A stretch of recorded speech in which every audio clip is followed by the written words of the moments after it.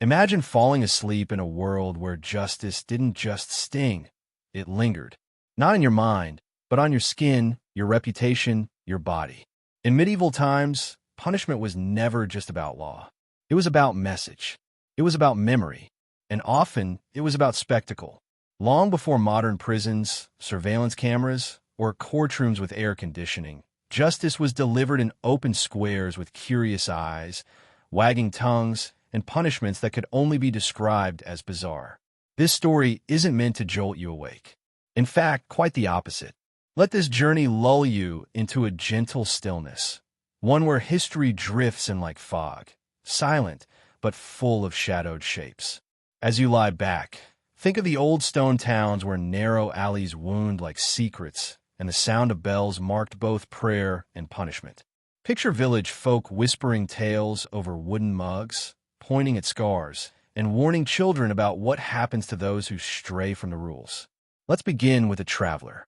His name is Thomas, an old man with more stories than teeth. He walks slowly with a crooked stick and a sack of dried herbs slung over his shoulder.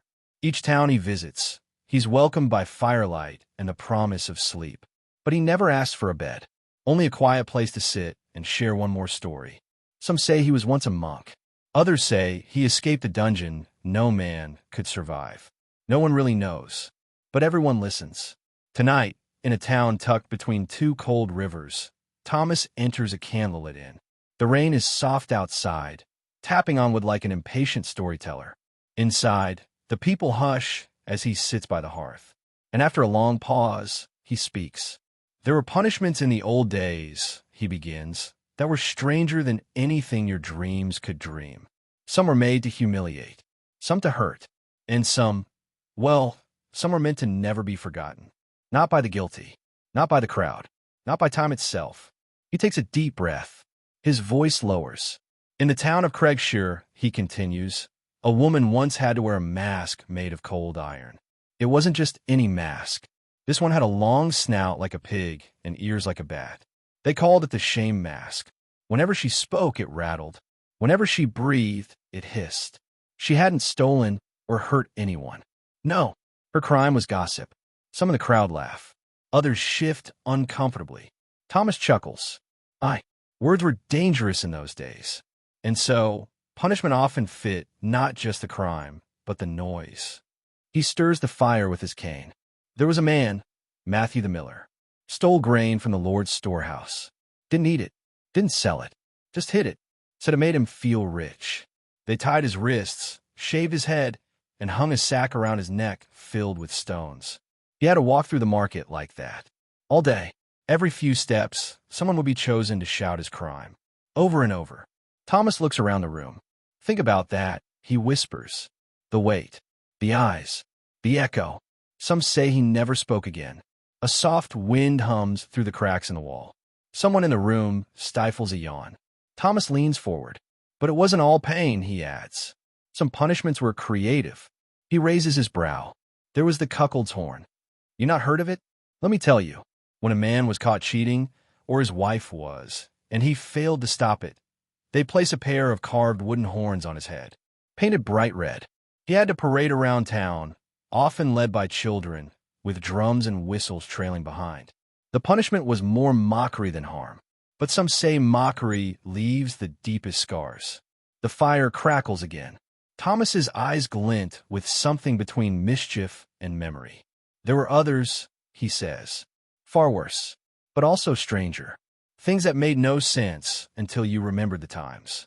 He pauses, looking into the fire as if trying to find the next tale in its glow. There was a baker once who sold bread weighed with stones. The villagers found out. They didn't jail him. No. They made him eat the very bread he sold. Bite by bite, stone by stone, while the townspeople watched. Every mouthful was guilt, swallowed whole. The room grows quieter, not out of fear, just stillness. There's more, Thomas promises. There's the case of the barrel punishment. Yes, that one, where the drunkard had to wear a barrel with holes for his arms and legs and dance through the village until he sobered. Or the woman who laughed at a funeral and was forced to wear mourning black for a year, even in the heat of summer. He smiles faintly. Justice, he says, was rarely silent. Outside, the rain grows heavier, but inside, the hush deepens. Sleepy eyes begin to drift. Heads lean on arms. And Thomas's voice becomes slower, softer, like a song remembered in a dream. There was even the brank, the scold's bridle. A metal cage, worn on the head, with a piece that sat on the tongue to keep one from speaking. Meant for those who were too loud, too clever, too mouthy. It was locked with a key. Sometimes, the wearer was led through the street by a rope. Some wore it for hours, some for days. He doesn't say more. The silence lingers, like the end of a hymn. After a while, he continues. In the village of Ashbrook, there was once a boy who made faces at the bishop during prayer. Small crime, you'd think, but the town was strict. His punishment? A wooden frame strapped to his back with a carved face stuck above his own, a mocking version of the one he made. He had to walk beside the bishop for a whole week, face to face with his own foolishness. Thomas sighs. We remember these things not because they were right, he says, but because they were real, because they tell us something about fear, about control, about what happens when power forgets mercy. His voice fades with the fire. And somewhere, he adds, there is a punishment no one speaks of, because it was too strange, too cruel, or maybe too close to what we still do today. But he doesn't say what it is. Not yet. He stands slowly, nodding at the sleepy faces. Another time, he whispers, another fire, another night. And with that, he walks back into the rain. But as the door creaks shut behind him, someone near the back stirs, fully awake. A young woman with ink-stained fingers and a torn notebook in her lap. Her name is Ellsworth, and she's heard stories before, but never like these. She doesn't believe in magic, but she knows a warning when she hears one. Something in Thomas's voice wasn't just nostalgia. It was unfinished. And the story, the strange one he refused to share, she knows it's real. Tomorrow, she'll go looking for it. What she doesn't know yet is that it's already looking for her. And so our story begins, not with the punishment, but with the search. Let the fire fade. Let your eyes close. The strangest tale is still to come. The next morning arrived like a soft whisper.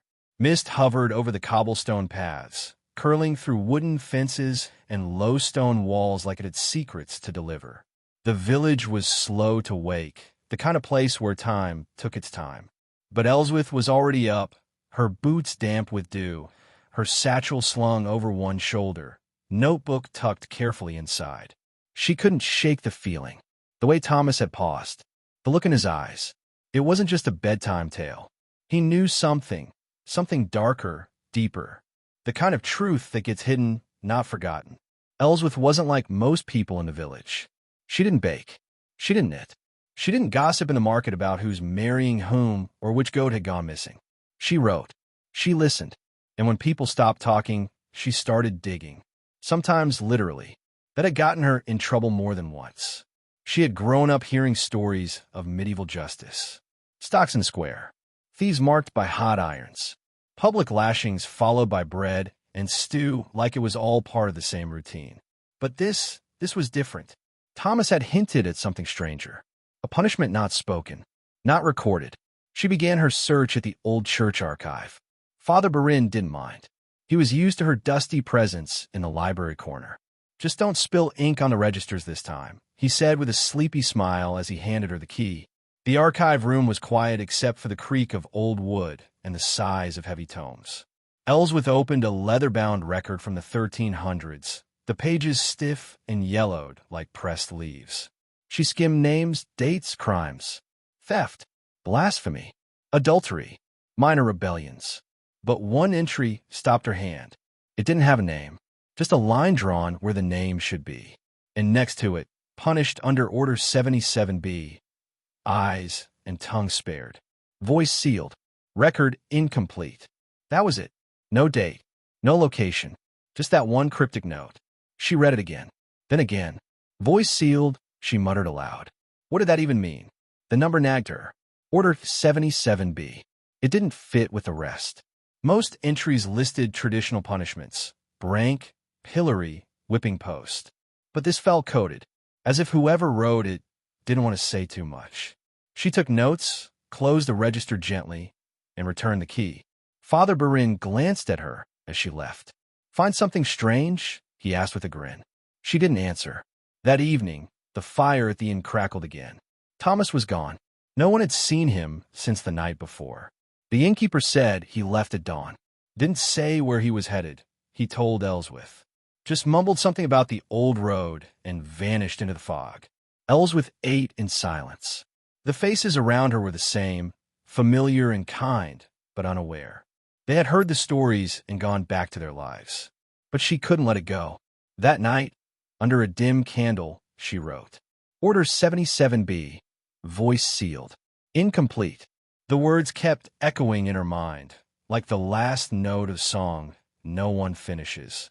Over the next week, she visited every record hall and local archive within 2 days' walk. Most had nothing unusual. A few had references to strange cases, those without names, where punishments were vague and recorded in symbols or short phrases like eyes marked, or asterisk, breath taken, tongue spared. Asterisk. Then she found a fragment tucked into an old volume about medieval punishments in the forest town of Gourlay. The text was barely readable, water-damaged, and torn. But what remained was enough to make her pulse quicken. Subject restrained under 77B protocol. Forbidden to speak name or history. Metal veil affixed. Breathing restricted. Lasted 12 days. Survived. Disappeared. Veil. Breathing restricted? She closed her eyes, trying to picture it. Some kind of mask? A modified brink? But why such secrecy?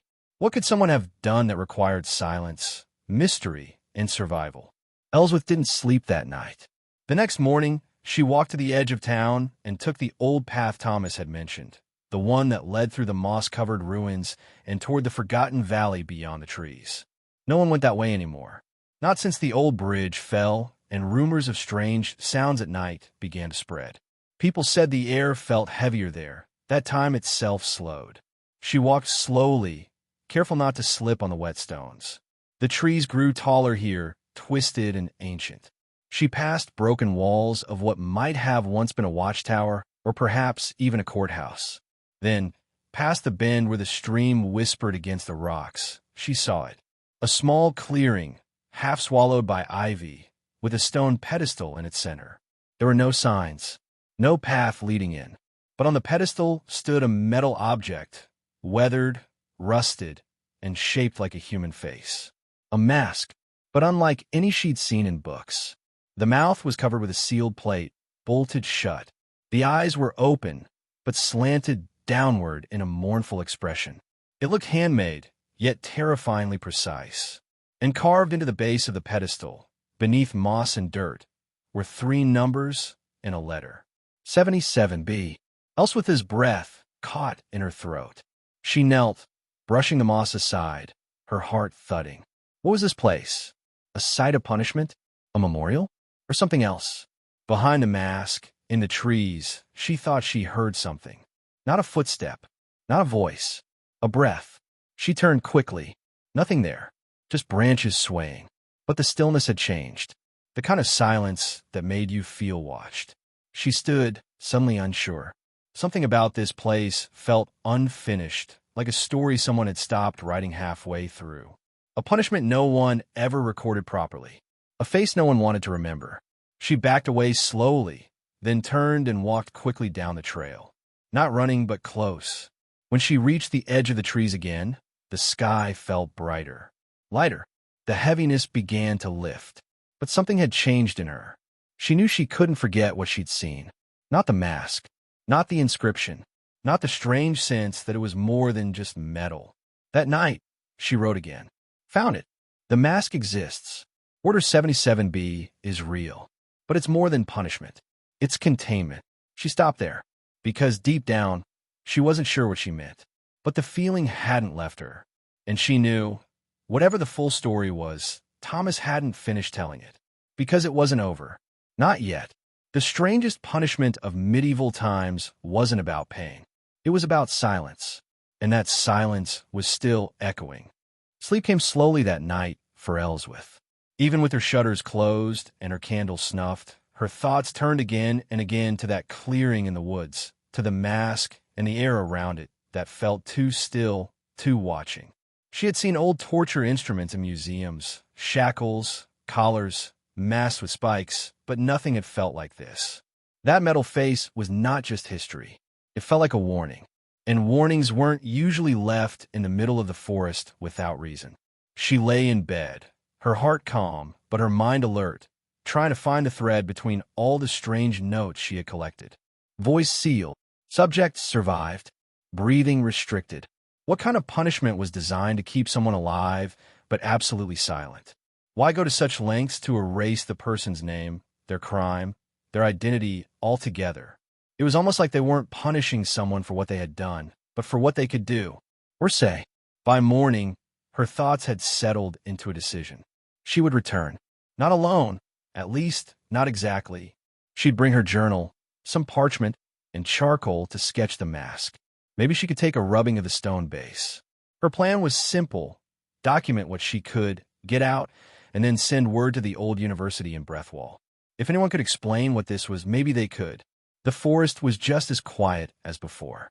She reached the clearing by midday, the air thick and still as ever. But something was different. The mask was gone.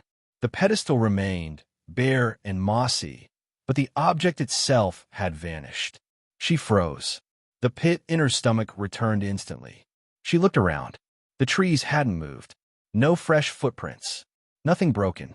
And yet the mask, made of metal and rust and weight, had disappeared overnight. Who would take it? She whispered to herself. More importantly, why? A sound behind her made her flinch. A bird? A branch? No. Footsteps. She turned, heart pounding, and saw a man in a dark hooded cloak at the edge of the clearing.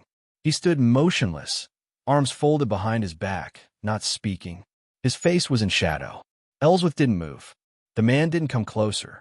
He simply nodded once at the pedestal, then turned and walked away, back into the forest, disappearing between the trees like smoke. "Wait," she called, but her voice sounded too loud, too sharp for that place.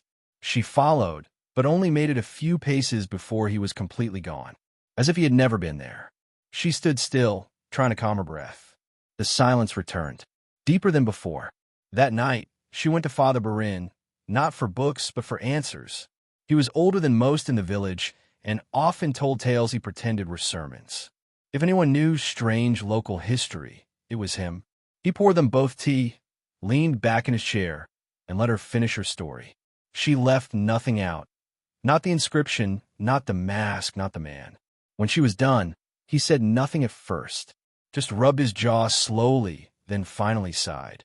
"I was hoping that part of our past had stayed buried," he said quietly. "We were wrong to let the tale disappear. We thought it was better that way." "What tale?" Ellsworth asked. He stared into his cup. "Do you know why silence was once considered the greatest virtue in some orders? Because it wasn't just about humility. It was about safety." She waited, her hands cold against the porcelain. "Long ago," he said, "before these towns had names, there was a man who spoke in ways others couldn't. He didn't yell, didn't scream.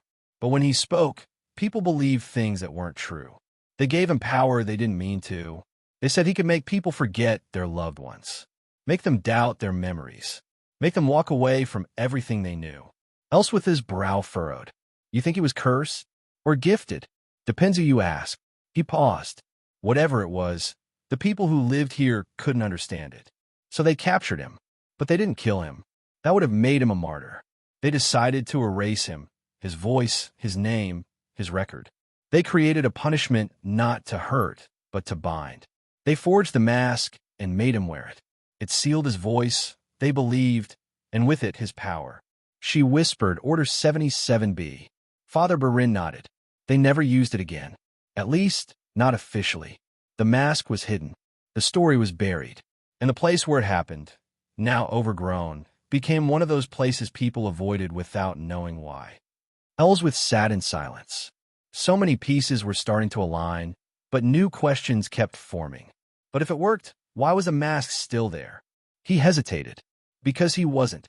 The words sat heavy between them. "Wait," she said slowly. "Are you saying he survived? That he's still?" Father Barin shook his head. "No one knows. He disappeared. Some say his body was found years later, alone and unmarked. Others believe he escaped.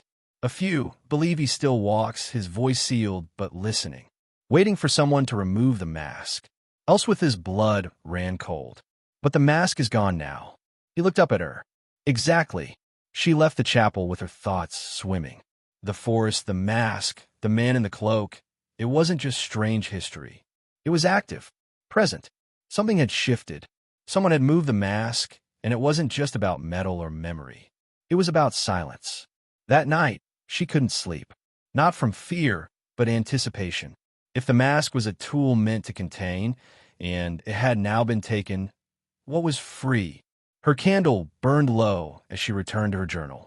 She flipped through pages of notes, sketches, records, and lined them in order, searching for something she had missed. That's when she saw it. One of her early transcriptions, barely legible. Eyes and tongue spared. Voice sealed. It repeated. Then another line from a different town's record. Subject never blinked. Did not speak. Was not mute. What if the punishment wasn't just physical? What if the mask wasn't to stop sound, but to stop belief? What if it wasn't about keeping others safe from his words, but from his silence? As the last of her candle melted, a knock sounded at her door. Gentle, slow, once, then again. She froze. It was too late for visitors. Too late for safety. She opened her mouth to speak, but the words caught in her throat. Outside her window, in the mist, a figure stood. Not moving, not speaking. And through the window's frosted glass, she could just make out a shape, something metallic covering its face. Then it raised its hand and knocked again, but not on the door. This time it knocked on the glass. Ellsworth didn't move. She stood perfectly still in the middle of her room, the soft flicker of the dying candle making the shadows dance along the walls. Outside the window, the figure remained, unmoving, watching. The knock had stopped, but the presence was still there, like a chill in the air that wouldn't go away. She stepped back slowly, her heart pounding. Her breath was shallow, barely audible. Every part of her mind screamed to run, to open the door and flee into the night. But something else, something deeper, told her not to look away. She took a careful step toward the window, one hand trembling as she reached for the curtain. The figure didn't move. She drew back the curtain just enough to see clearly. And there it was, a man, or what looked like a man, standing just beyond the garden wall. The mist coiled around his legs, but it was the face that made her freeze again. Not because of who it was, but because of what he wore. The mask, the same one she had seen in the clearing. Same downward eyes, same sealed mouth. Not a replica, not a dream. The same mask. But how? She blinked, and in that single instant the figure was gone. She stared into the garden, scanning every tree and shadow. Nothing. The mist drifted lazily as before. Not a branch stirred. No footsteps. No noise. Only silence. Ellsworth backed away from the window and sat down, trying to slow her breath. The old stories Thomas had told, the strange entry in the archive, Father Barin's warning, all of it felt heavier now. No longer pieces of distant history. Something was happening. Something real. Something no one had truly understood. She knew sleep wouldn't come. Not that night. So she did what she always did when her mind needed to be still. She wrote. She filled page after page with what she had seen, what she'd felt. The mask, the man, the forest, the old church records. She didn't try to explain it. She just described it. Because somewhere in the details, she hoped the truth might appear. By morning, the sky was pale gray, and a soft rain tapped on the windows like a memory, trying to return. She barely noticed the hours pass. Her tea went cold, her hands ink-stained, her eyes red from exhaustion. But she didn't stop, not until someone knocked on her door. She jumped, not hard, just startled. It was daylight now. Normal, quiet, cloudy. She told herself it was probably one of the villagers.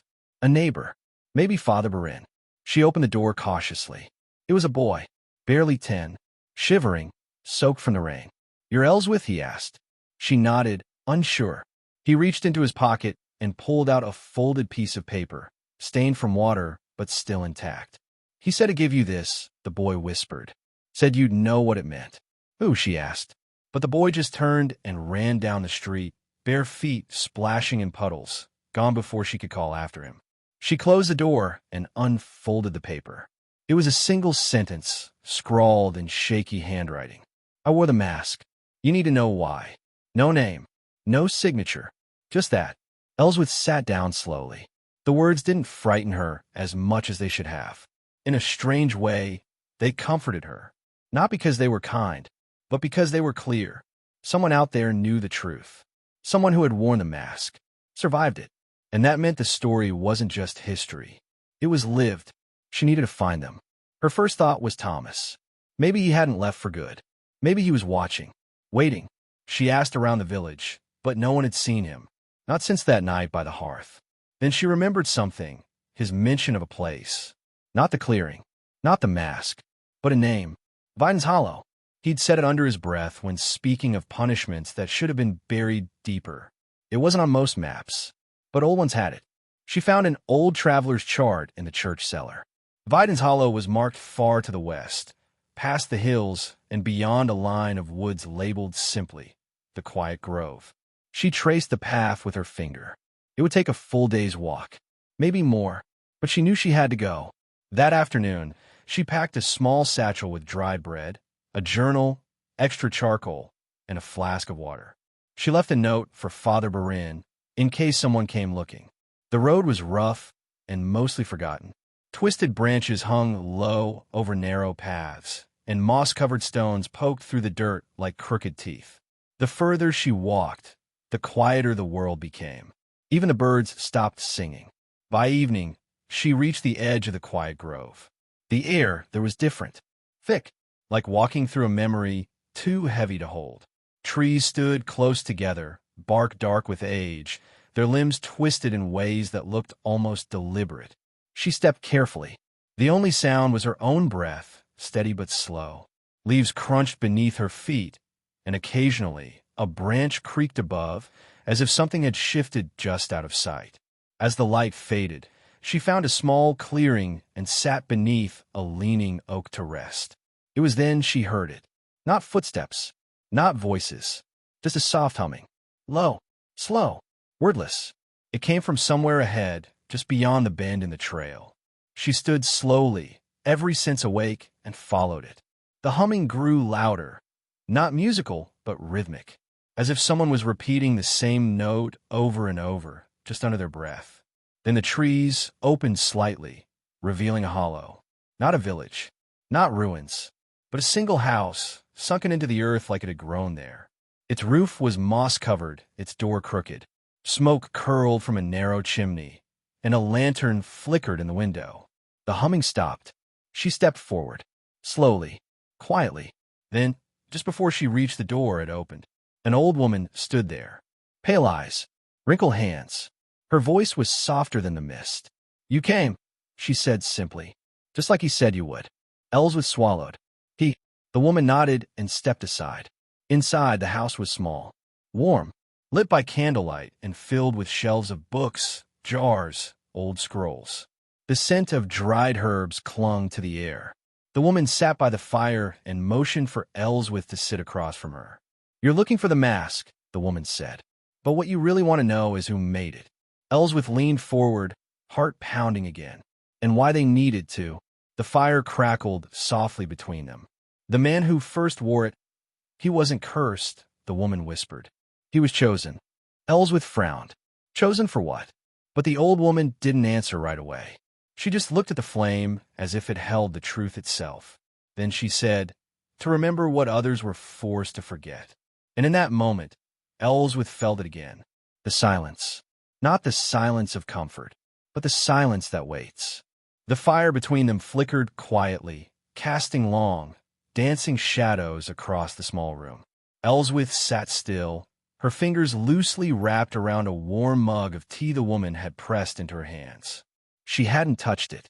Her eyes stayed fixed on the old woman's face, watching for some clue, some flicker of hesitation, some wrinkle that hinted at doubt.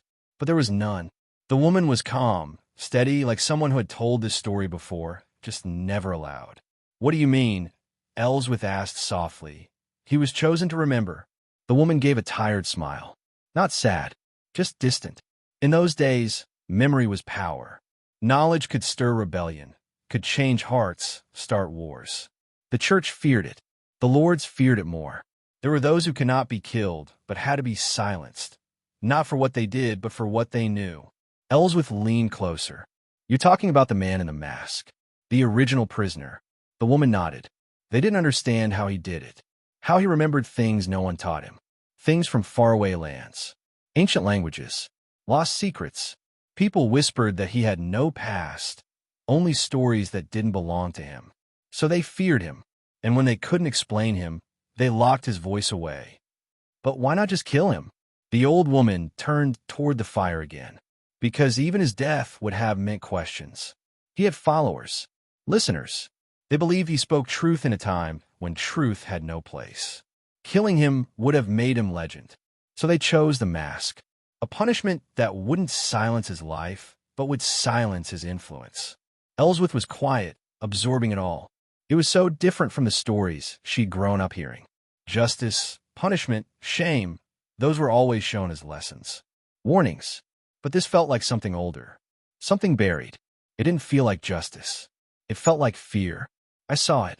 Ellsworth murmured. The mask. In the clearing. And then I saw someone wearing it. The woman looked at her. You saw it on the face of someone living? Ellsworth nodded. The woman pressed her lips together, as if trying to choose her words carefully. Then it's begun again. What has? The cycle, she said.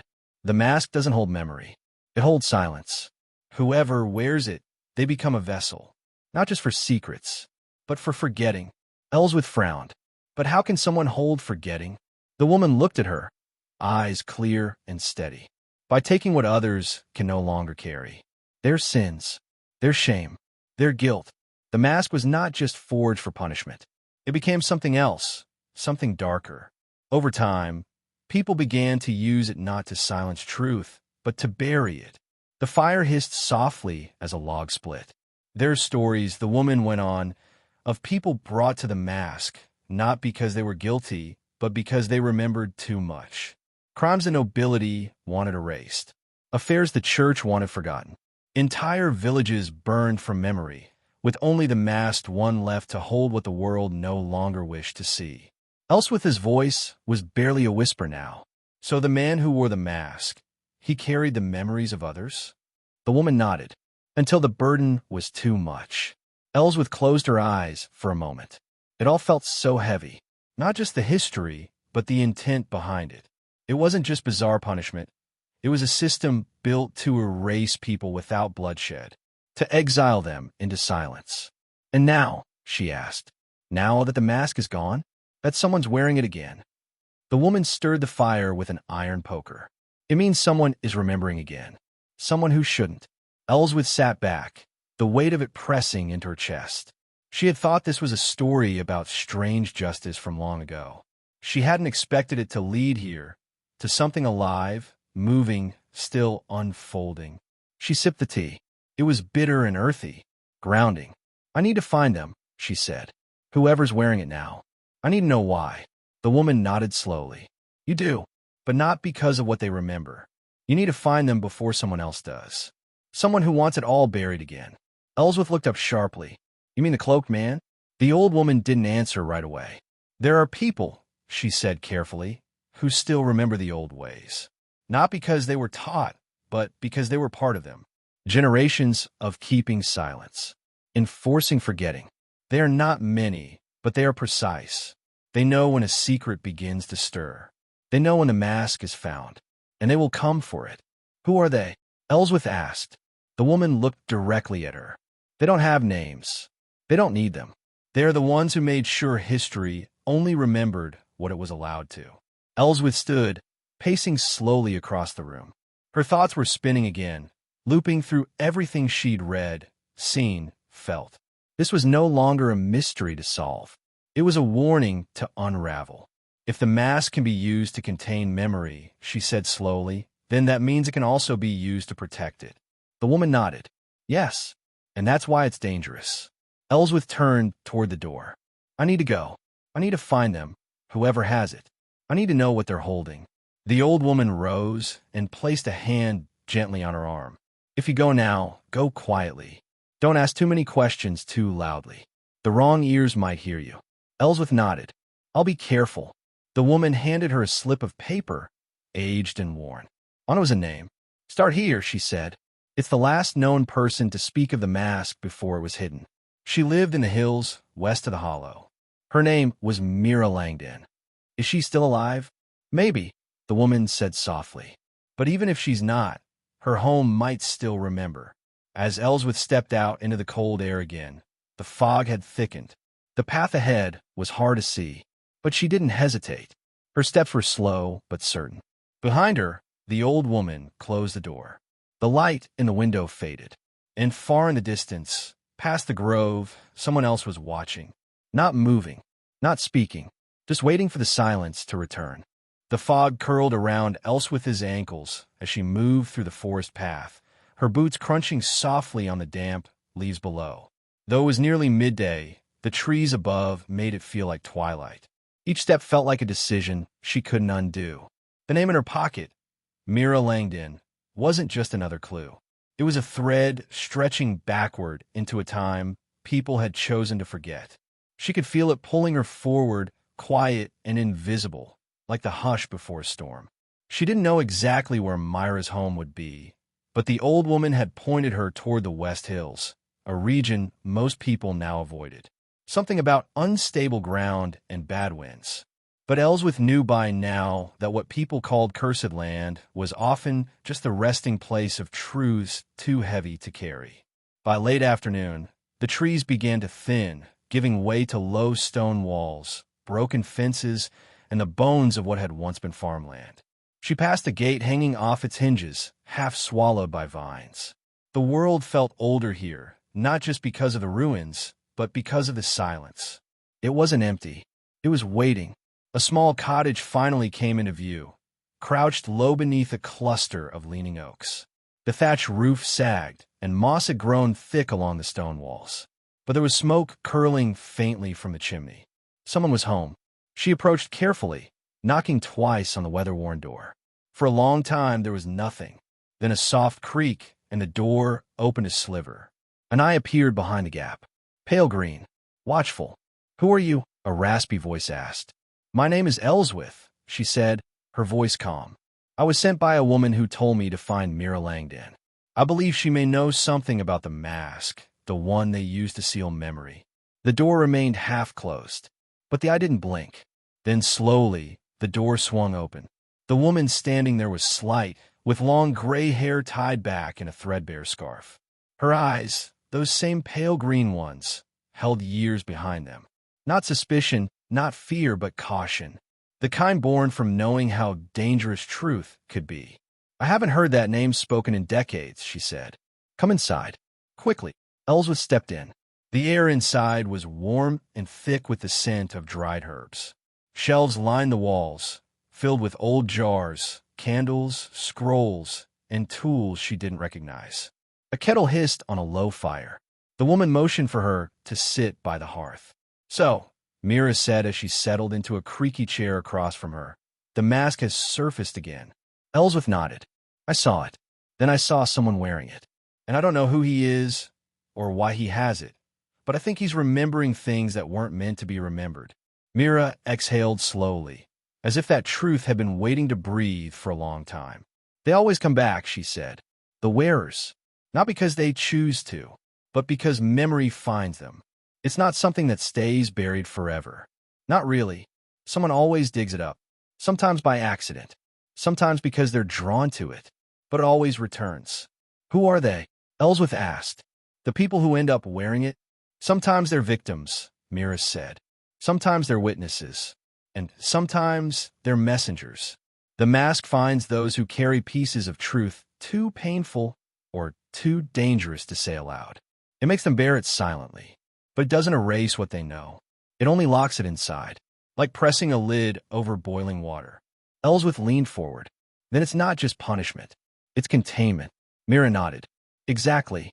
The early councils, churches, lords, judges, they created Order 77B not to serve justice, but to bury shame.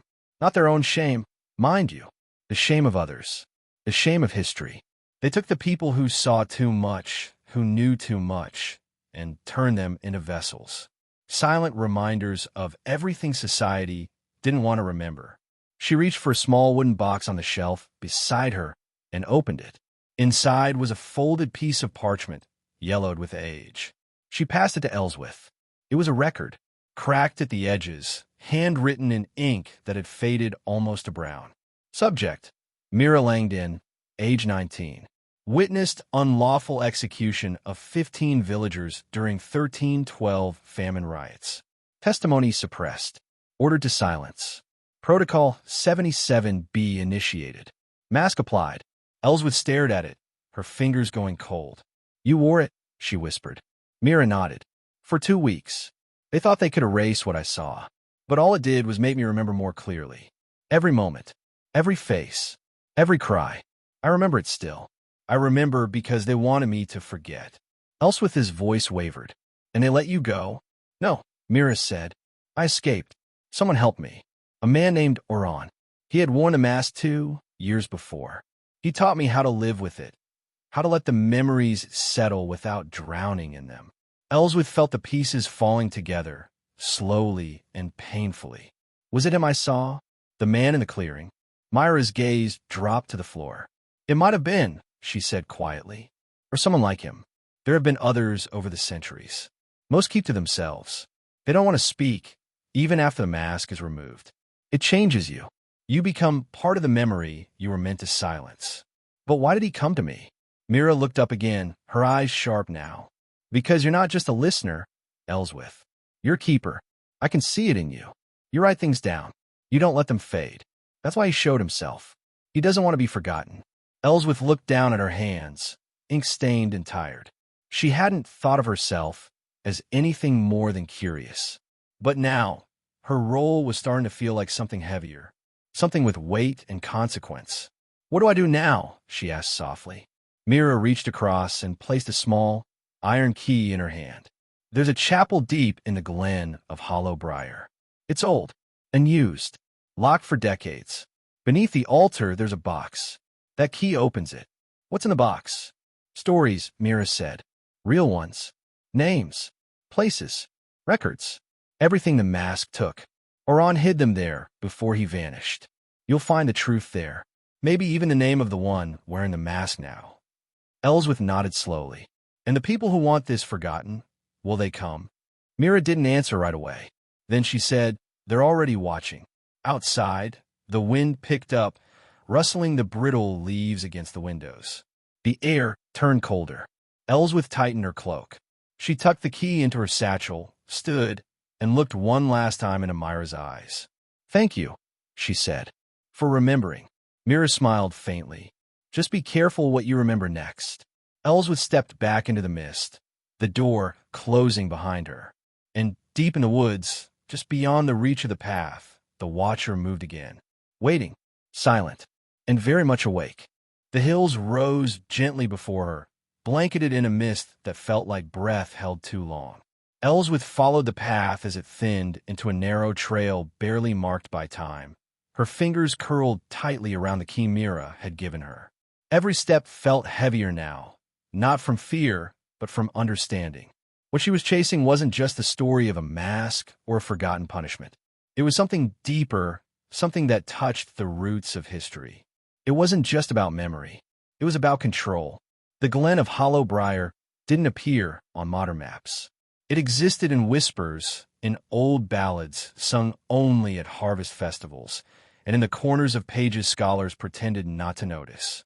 Even the name felt like something half-remembered, as if simply saying it out loud might bring unwanted attention. She reached the edge of the glen just as the sun began to slip behind the hills. Trees, thick and tightly wound with briars, guarded the outer edge like old sentinels. Pushing through, she found herself on the grounds of the chapel. It stood in silence, cloaked in moss and crawling ivy, its roof bowed under the weight of seasons. The doors were shut with rusted hinges, and a heavy lock hung from iron loops. Ellsworth reached into her satchel, pulled out the small iron key, and slid it into place. The lock clicked, and the doors creaked open with a long, low groan. Inside, dust blanketed the air like smoke. Wooden pews leaned crookedly, and the stained glass was long gone, leaving only shards scattered along the floor. At the far end, beneath a crumbling stone arch, sat the altar. She approached slowly, each step echoing in the hollow space. The chapel didn't feel abandoned. It felt paused, like a thought interrupted. Beneath the altar, half hidden by broken tiles, she found a small iron box. It was heavier than it looked. She sat cross-legged before it and opened the lid. Inside were stacks of folded parchment, bound scrolls, and old ledgers. Dozens of them, some sealed with wax, others wrapped in cloth. She opened one carefully. The handwriting was hurried, but clear. Case number 14. Protocol 77B. Subject, Gallon Thorn. Witnessed unlawful confession at the Red Tribunal. Expressed intent to testify. Silenced before trial. Mask applied. Memory stored. She opened another. Case number 32. Subject, Elira Marin. Folk healer. Accused of spreading unrest. No evidence found. Cited historical knowledge inconsistent with peasant education. Mask applied. Survived. Escaped. Presumed dead. Each record was a story, a life reduced to a file. But more than that, each one hinted at a truth someone had tried to bury. Not crimes, but voices. People whose only fault was seeing or knowing what others wished to erase. As she read, a pattern emerged. The subjects weren't dangerous criminals. They were witnesses, whistleblowers, healers, historians, people who held pieces of history others had chosen to forget. But one record stood out from the rest. It was newer, dated only 2 years prior. Unnumbered entry. Unknown subject. Mask recovered from beneath hollow briar chapel. No known order issued. Individual found with partial application. Mask removed during onset. Severe memory distortion present. Identity fragmented. No protocol executed. Subject vanished before containment. Ellsworth sat back, heart racing. This wasn't centuries-old history. This was recent. Someone had already found the mask. Someone had worn it, and then disappeared. Was that the man she had seen? The figure in the woods? She wasn't alone in this. She packed the records back into the box, noting the newest ones, and returned the box to its place. As she turned to leave, a soft creak echoed from behind the chapel wall. She froze. The creak came again, then a soft shuffle. She stepped quietly toward the sound, pressing her ear against the cold stone. On the other side of the wall, someone was moving, not clumsily, but slowly, carefully. She circled around the outside, the tall grass brushing against her legs. At the back of the chapel, nestled between 2 leaning pillars, was an open hatch in the ground, half hidden by vines. She crouched low, listening. Silence. Then a breath. She pulled a small lantern from her satchel, lit it, and descended into the passage. Stone steps led downward into a narrow corridor that smelled of damp earth and mold. The walls were lined with carvings, symbols she didn't recognize, shapes that felt familiar in the way forgotten dreams sometimes do. At the end of the passage, the corridor opened into a small stone chamber, and someone was already there. The man stood facing the far wall, his back to her. The mask was slung over his shoulder, held loosely by a worn leather strap. He turned slowly when he heard her approach. His eyes were tired. Not old, but worn like someone who hadn't slept in years. He didn't speak. He didn't need to. Ellsworth knew it was him. "You're the one," she said quietly. "You wore it." He gave a single nod. She stepped closer, keeping her voice low. "Why did you come to me?" He looked down at the floor, then pulled something from his coat. A torn page. She unfolded it and read. "I remember what they wanted me to forget, but it's fading. Each day, pieces vanish. I came to you because you still write. I need someone to carry what I can no longer hold." Her breath caught. It wasn't just about history anymore. It was about preservation, about resisting the erasure that had taken so many voices before him. "Who are you?" she asked. He didn't answer, but he stepped aside and pointed toward the far wall. There, etched into the stone, was a list of names. Dozens of them, each carved by hand, some shallow and faded. others deep and sharp. "These are the ones who remembered?" she asked. He nodded again. And then, from the shadows of the passage behind them, another sound. Footsteps. Soft, measured, deliberate. The man's head snapped toward the corridor. His hand tightened around the mask. Els would step back, heart pounding. The footsteps drew closer, but the corridor remained empty. Then a whisper. Just one word. Silence. It came from nowhere, or everywhere. The man placed the mask over his face, and the lantern in Elswith's hand flickered once, then went out. Darkness surrounded her like water pressing from all sides. Elswith stood frozen, her hand gripping the cold metal of the now extinguished lantern. She couldn't see the man anymore, but she could feel him, close, still, breathing quietly behind the mask. The silence that followed the voice was so complete, it seemed to have weight of its own. Her heartbeat filled the void, loud and uneven. She wanted to move, to speak, to reach for something real, but every sound felt dangerous, like it might break a seal meant to stay closed. Somewhere in that dark passage, the steps had stopped. Whoever, or whatever, had whispered was still there, waiting, listening. Then, the masked man took a step forward. The soft scrape of his boot against stone grounded her, brought her back from the edge. He reached out and gently touched her wrist, guiding her hand to a wall just beside the carved names. She felt the rough texture of the stone. Then his hand guided hers lower to a crack in the wall, narrow but deep. A hiding place. He placed something into it, a scroll bound with twine. Then he pulled back and pressed his palm to his chest, once firmly, and then turned away, moving silently into the shadows. She opened her mouth to stop him, to ask what he meant her to do next, but the words wouldn't come. Instead, she stayed there for a long time, crouched in the cold, the scroll now pressed against her chest. It wasn't safe to read it there.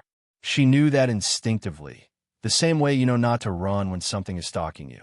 So she stood, slowly, carefully, and made her way back through the tunnel, counting each step until she felt the wind again on her face, the faint glow of moonlight through the broken, stained glass above. Back in the chapel, she didn't pause. She moved quickly, closing the altar hatch, relocking the doors, and stepping out into the night, the scroll tucked tightly into her cloak. She didn't sleep that night. Not in her room, not in any place with walls. Instead, she found the hollow of an old tree near the edge of the glen and curled up there, unrolling the scroll in the faint moonlight that filtered through the leaves. The script was careful and small, the handwriting steadier than she expected for someone so worn. To the one who still writes, "I am the last of the remembered. I do not know my name. I have worn the mask twice, once by force, once by choice. The second time, I wore not to forget, but to hold what others could not carry. The memories inside are not mine. They were left behind, given, pushed onto me in silence. Names, places, crimes, truths that no longer have homes. If you're reading this, it means I'm no longer able to carry them. My thoughts are falling apart, but the truth is still whole. You must take it now, not into silence, but into record." Elswith's eyes filled with tears as she read on. There were lists of names, names she recognized from Myra's files. Others she didn't. Descriptions of places destroyed, events erased, people condemned without trial. Each entry was a fragment of something that had once mattered. But there was one that stopped her cold. Protocol 77B was never meant to end memory. It was meant to divide it. The mask doesn't erase. It copies, splits. The burden is never destroyed. It is multiplied. Each wearer adds to the weight, and each survivor loses pieces of themselves. I'm the last in the line. If I fall, the weight passes to the next. That is you. She stared at the words for a long time, unable to breathe. Not from fear, from realization. This wasn't just about remembering. It was about inheritance. Someone had to carry the stories, and the silence. And now it was her. She rolled the scroll gently and placed it back in her satchel, heart pounding not with dread, but with a strange clarity. The past didn't sleep. It lingered, invisible, until someone gave it form again. By morning, she reached the village outskirts, and nothing looked the same. People moved a little faster. Windows were shuttered that usually weren't. The air carried a kind of pressure, like the village itself was holding its breath. She passed the old inn and saw two strangers talking to the barkeep, both dressed in dark coats, neither of them looking up as she passed. Their posture said official. Their presence said something else entirely. She kept walking, eyes low, cloak tight around her shoulders. Back in her cottage, she placed the scroll beneath a loose board in the floor and sat down to write. She wrote for hours. Everything she'd seen, everything she'd learned. She included dates, names, feelings. Not because she feared forgetting, but because she finally understood the cost of erasure. The world had moved on, yes, but only because someone had forced it to forget the weight it once carried. That evening, just before dusk, someone knocked at her door. She paused mid-sentence. The knock came again. 3 soft raps, deliberate. She stood, heart in her throat, and opened it. Father Barin. He looked older than before, or maybe just more tired. "I heard what happened," he said quietly. "You found something that can't be lost again, haven't you?" Ellsworth stepped aside and let him in. She didn't speak. She didn't have to. He saw the scroll, saw the stack of pages she'd been writing. He sat down slowly, as if carrying something fragile in his chest. "I was a boy," he began, "when they brought the last wearer to the village." He couldn't speak, couldn't look anyone in the eye. "But I remember how people watched him, not with anger, with fear. He carried something, and the elders, they let him disappear. Said it was better not to ask." He looked at her, his voice gentle. "You asked?" Ellsworth nodded. Father Barin placed something on the table. A wax seal. Old, cracked, marked with a sigil she didn't recognize. "I don't know who's looking for you," he said, "but they'll come soon. They always do. But this," he tapped the seal, "this belonged to a council that once tried to protect the records. Secretly, quietly. They called themselves the stewards. They didn't last. But a few of us, those who remember, still carry this." He slid it across the table.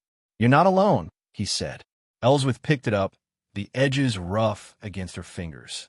She didn't cry. She didn't run. She just breathed. And in that breath, she made a choice. She would not wear the mask. She would be the one to write. Even if no one believed her, even if the silence came again, she would leave a trail. One name, one place, one truth at a time. And somewhere, out in the woods, or beyond the hills, or beneath the soil, the masked ones would know they had not been forgotten. Because Ellsworth would remember, and she would not be the last. The village was quieter than usual the next morning. Clouds hung low, and the wind carried the scent of damp earth and wood smoke. Ellsworth watched from her window as 2 figures in dark cloaks walked slowly down the main path, stopping at doors, speaking to villagers in hushed tones. Their presence wasn't loud. It was calculated, intentional. They weren't looking for someone. They were watching for something, a reaction, a shift, a flicker of recognition. She sat at her writing desk, her hands still, her pen resting against the parchment.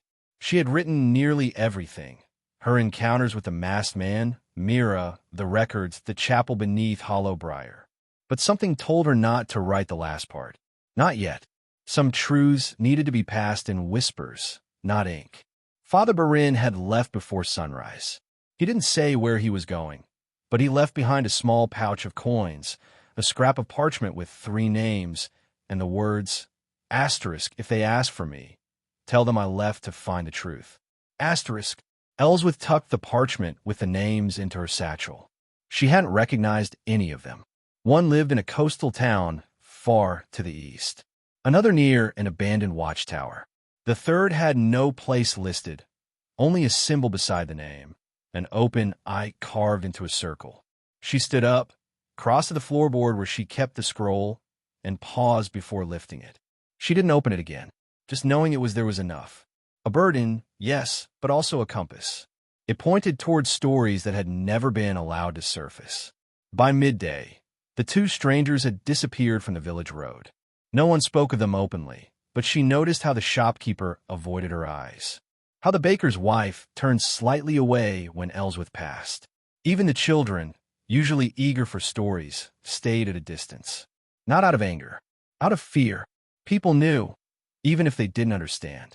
The old stories had lived in the village longer than any building. They were told around fire pits and tucked into lullabies. Most people never questioned them.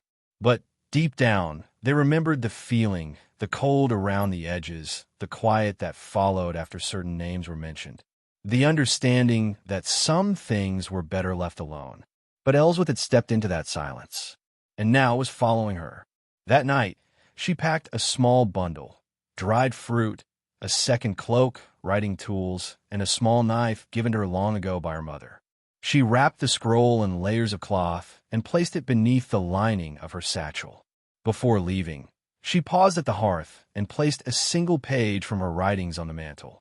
It read, Asterisk, I didn't vanish. I went toward the truth. Asterisk. Then she stepped into the dark. The road east was narrow, winding between fields left fallow and woods that had grown thick with thorns. Birds called faintly overhead, but otherwise the world felt paused again, like it had that day in the glen of Hollow Briar, as if nature itself were listening. She traveled for 2 days without incident, slept in barns and under trees, spoke to no one. Her destination was the coastal village of Marrow's Watch, a place known only in footnotes and faded sea charts.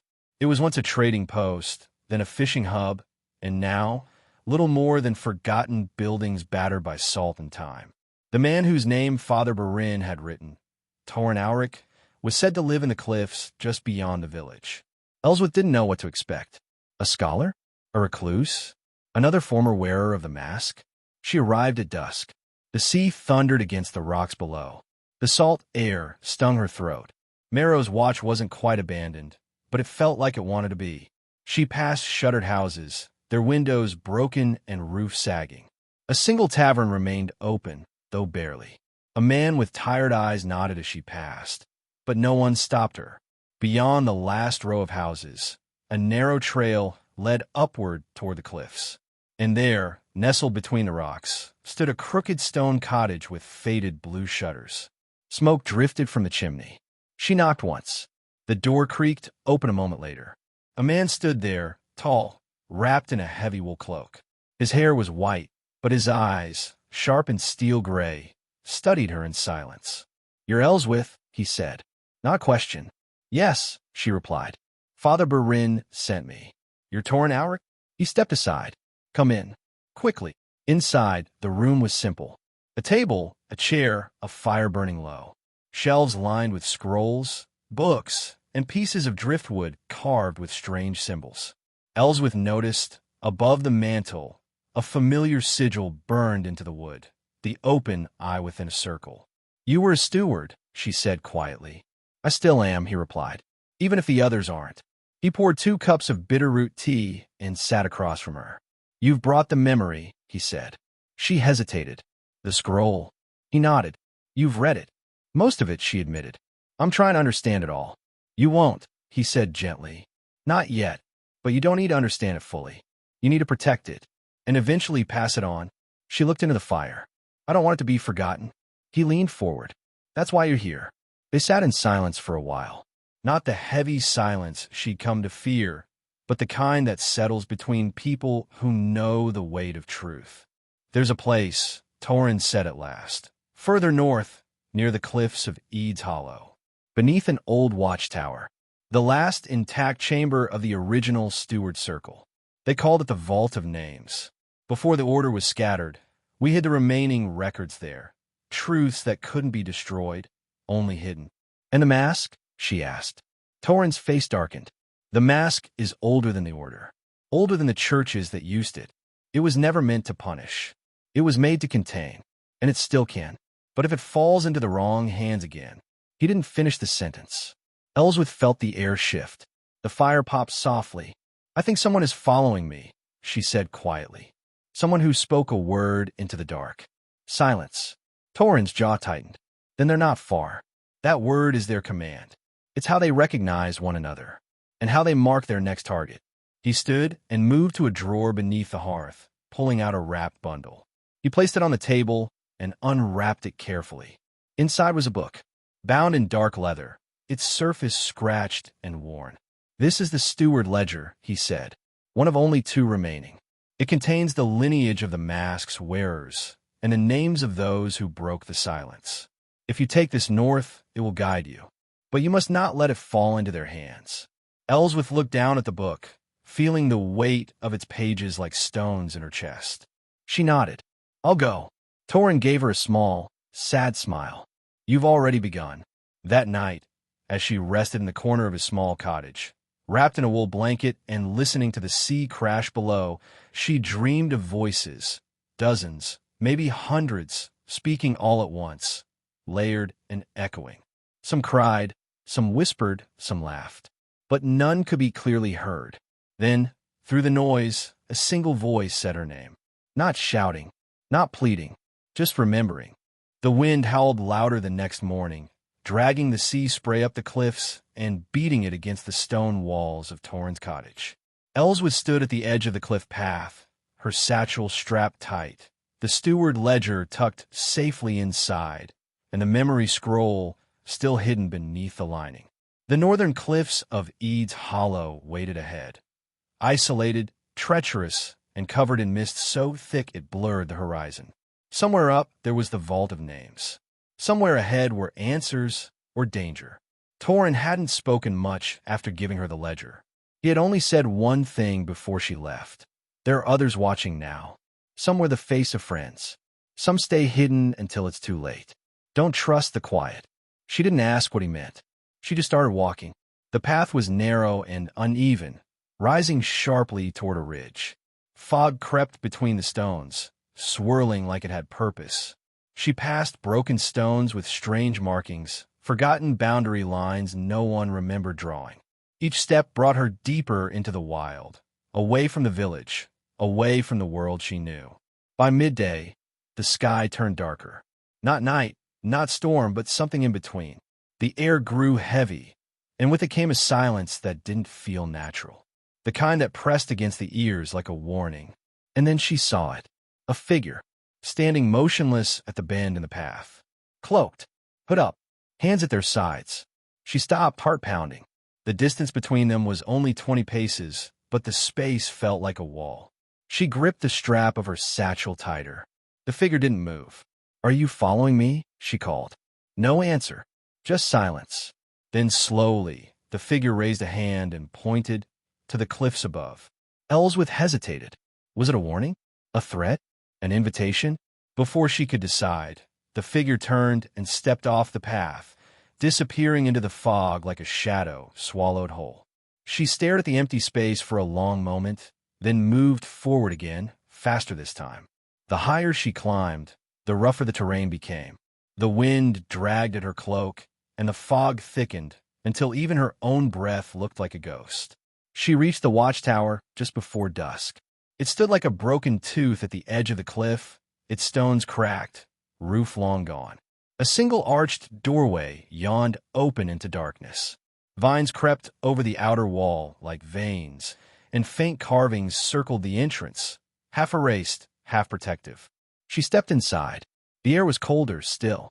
The sound of the wind vanished behind her like a door shutting. She moved through the ruin, past crumbling walls and old flagstones, until she reached the far wall where a stairway spiraled downward into black. She lit her lantern. The stair groaned under her steps, but it held. The walls were damp. Far below, a drip echoed, steady, patient. At the bottom was a circular room, the vault. Its walls were covered in shelves. Scrolls, boxes, ledgers, all carefully preserved. At the center of the room stood a stone pedestal, and resting atop it, another mask. It was different from the one she'd seen in the woods. This one was older, cracked, marked with symbols she didn't recognize. It looked like it had been waiting.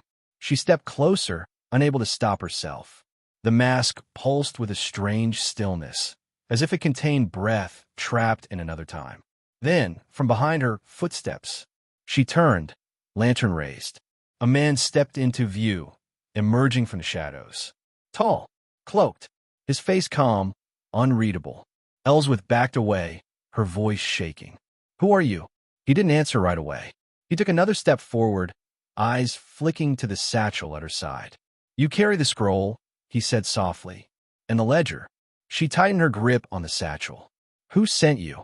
He looked at her, and for a brief moment, something flickered in his expression. Not anger, not threat, something worse, certainty. I was sent by silence, he said, and you've disturbed it. She shook her head. The truth was never meant to be buried. The truth is heavy, he replied. Too heavy for most. That's why the mask was made. To carry what others can't. Ellsworth stepped back toward the pedestal. You want it back. The mask. The memory. I want peace, he said. You think you're protecting the truth, but you're resurrecting pain. Shame. Chaos. There are reasons history lets go of certain things. Her voice rose. No, you're just afraid. Afraid people will see what really happened. Who really suffered? Who made them? His face hardened slightly. And what happens when they do? When the world learns what it chose to forget? You think the truth sets people free? Sometimes it destroys them. She shook her head. Then let them decide. He took a step closer. You don't understand what you carry. You've only seen fragments. I've seen it all. I wore the mask once. I held what it holds. I've spent years trying to forget, and now you've dragged it back into the light. Ellsworth, his heart pounded. Then help me. Don't silence it again. Help me release it. Responsibly. With care. With purpose. He paused. For a moment, she saw hesitation in his eyes. A crack in his resolve. But then his gaze dropped to the mask, and something changed. His voice became colder. It's too late. She didn't understand. What do you mean? He stepped past her and reached into his coat, pulling something from within. A second scroll. Black ribbon. No writing. This is what they gave me, he said. The final order. If the mask ever surfaced again. If the vault was ever entered. If anyone tried to record what was buried. He placed the scroll beside the mask. The silence must be restored. Ellsworth took a step back. You destroy it all? He looked at her. No, I become it. One last time. And he reached for the mask. No, she shouted. But before she could move, his fingers touched it. The lantern flickered violently, and the room began to shake. Dust rained from the ceiling. The shelves rattled. The scrolls whispered. And then voices. Dozens. Hundreds. Rising from a stone. From the shelves. From the mask itself. A storm of memory. Ellsworth dropped to her knees, clutching the satchel. She heard names. Places. Confessions. Cries. She heard the truth screaming to be heard. And in the center of it all, one voice, louder than the rest. Hers, calling out for a choice. But the choice had not been made. Not yet. The sound grew louder, flooding the chamber like a wave crashing into the shore of time. The voices weren't just sounds, they were feelings. Every whisper carried weight. Grief, guilt, longing, truth. The mask pulsed in the stranger's hand, as if it were alive, feeding on memory, drawing power from what had been locked away for centuries. Ellsworth struggled to stand. Her legs trembled beneath her, and a lantern light flickered so fast it looked like lightning trapped in glass. The mask's power was real. She could feel it now, not just see it, not just hear it, but feel it deep in her chest. A hum, ancient and pulsing like a second heartbeat. The man's hands began to shake as he held the mask. His breath grew uneven. Sweat rolled down his brow despite the cold. She could see something in his face now, a fracture, like he was fighting with himself. Not just about the choice he was making, but about who he was. I remember, he whispered, more to himself than to her. I remember the fire, the village, the children. I remember what they made me do. Ellsworth's voice broke through the roar. Then let it go. Don't wear it again. You don't need to carry it anymore. But he didn't answer. He just stared at the mask. His fingers hovered near the straps. And in that moment, the room stilled. The voices paused. It was as if time waited with her. Ellsworth stepped forward, gently, as if approaching a wounded animal. You don't have to erase the truth to end the pain, she said softly. You can speak it. You can write it. Let it live in the world where it belongs. He looked up at her, eyes wide. In that moment, he wasn't a threat. He was broken. A man carrying too many others' memories, too many silences that weren't his. But before either of them could say another word, a sound echoed down the stairwell. Footsteps. More than one. Fast. Heavy. Not like before. Soldiers. Ellsworth turned sharply toward the tunnel. The man turned too, breathing hard, the mask now pressed against his chest. They found us, he whispered. How, she asked. But they both already knew. Someone had followed her. Not just from the cliffs, but from the very beginning. Maybe from Myra's cottage. Maybe from the chapel in Hollow Briar. The silence had never stopped watching. The man looked at her, panic flickering. They'll take it. They'll take everything. And it'll all be lost again. No, Ellsworth said firmly. We don't run. Not now. The footsteps drew closer. A glint of light bounced off the stone as someone descended with a torch. The man stepped forward, eyes blazing. Then I'll wear it. I'll carry the memories with me. Let them take me instead. No, she shouted. That's what they want. Another vessel. Another person to trap the truth in. If you wear it, you give them exactly what they've always had, control. He froze. The soldiers were seconds away. Ellsworth grabbed the mask from his hands and backed toward the pedestal. He stared in disbelief. What are you doing? I'm ending the silence. She turned and slammed the mask down on the stone pedestal. The stone beneath it cracked just slightly, and the voices screamed again, but this time it was different. This time, it sounded like release. The mask shook violently, glowing faintly at the edges. The symbols carved into it pulsed, then dimmed. Ellsworth grabbed her satchel and pulled out the steward ledger. She opened it to a blank page and began writing, quickly, furiously. Not just words, but names, descriptions, events, everything she could remember. As she wrote, the voices grew quieter, not silenced, calm. The air settled. The man stepped beside her, watching. Then he knelt, picked up the black ribbon scroll he had placed earlier, and opened it. Inside were blank pages. They never meant for this to be read, he said bitterly, only to be obeyed. Ellsworth looked at him, pen still moving. Then we rewrite it. But the sound of metal boots was suddenly close. The soldiers were at the stairwell now. Their torchlight lit up the far wall. Shadows danced across the chamber. Ellsworth's breath caught. 3 of them entered, dressed in dark armor. Faces covered. No symbols. No names. Just silence. One of them stepped forward, sword unsheathed. The man who had once worn the mask stood between them and her. She carries nothing of value, he said boldly. Only memories. The lead soldier spoke. A woman's voice. Cold, sharp. Memories are dangerous. They breed unrest. History belongs to the victors, not to wanderers with pens. Ellsworth stood slowly. Then maybe it's time the victors were named. The soldier raised her sword, but the man raised his hand. Enough. I'll go with you. Leave her. The woman hesitated. You'll wear it again? He looked back at Ellsworth. No. I'll speak. For the first time in years, I will speak. A silence settled between them.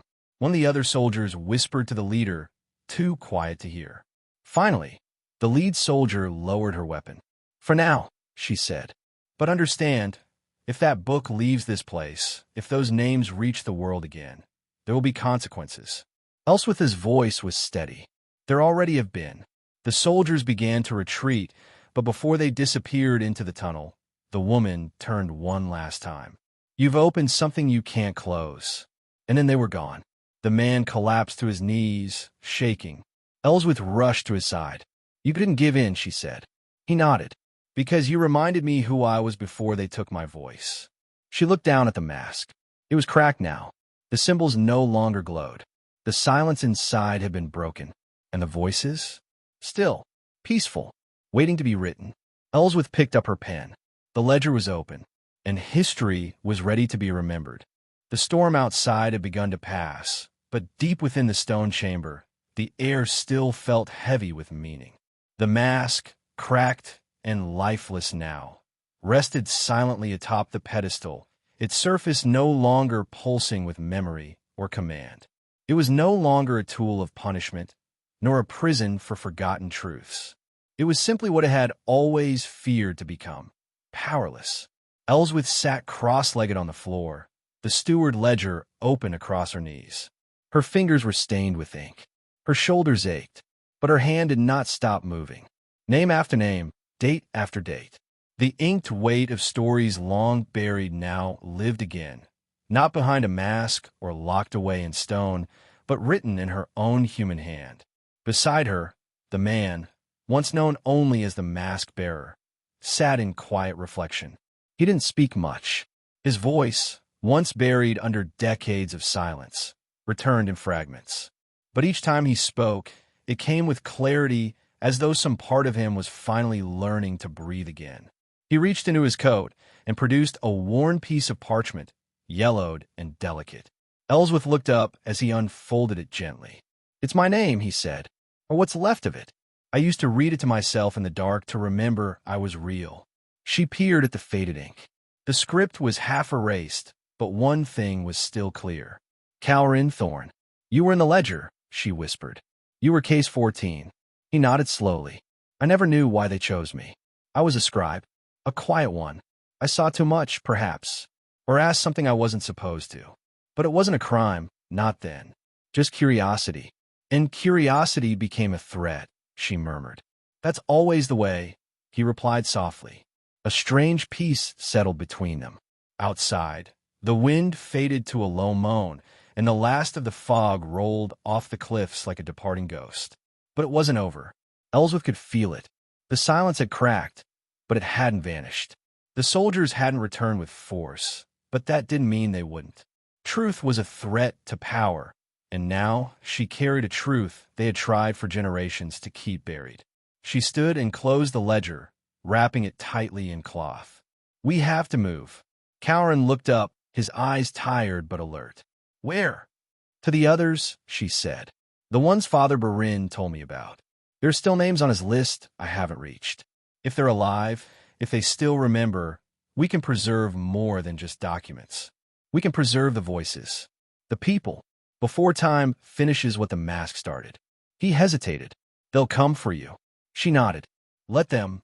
As they left the chamber and stepped into the morning light, Ellsworth felt the shift in the world.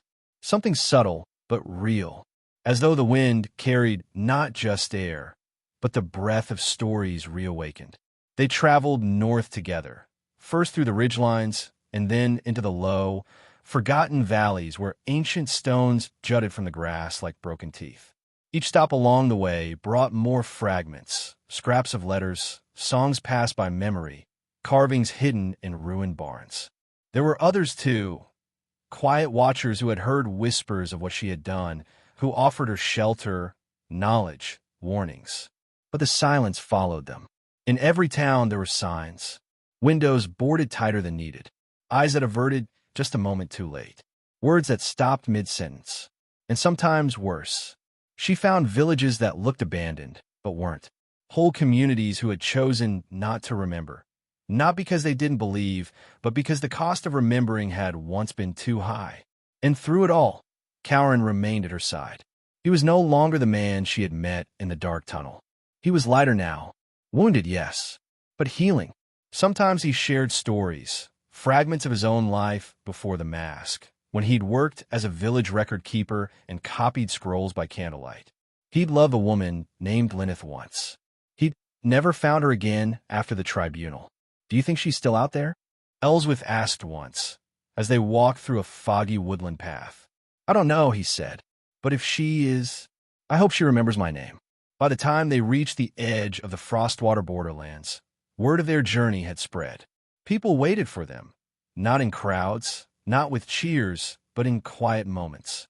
A grandmother offered her family's old journals.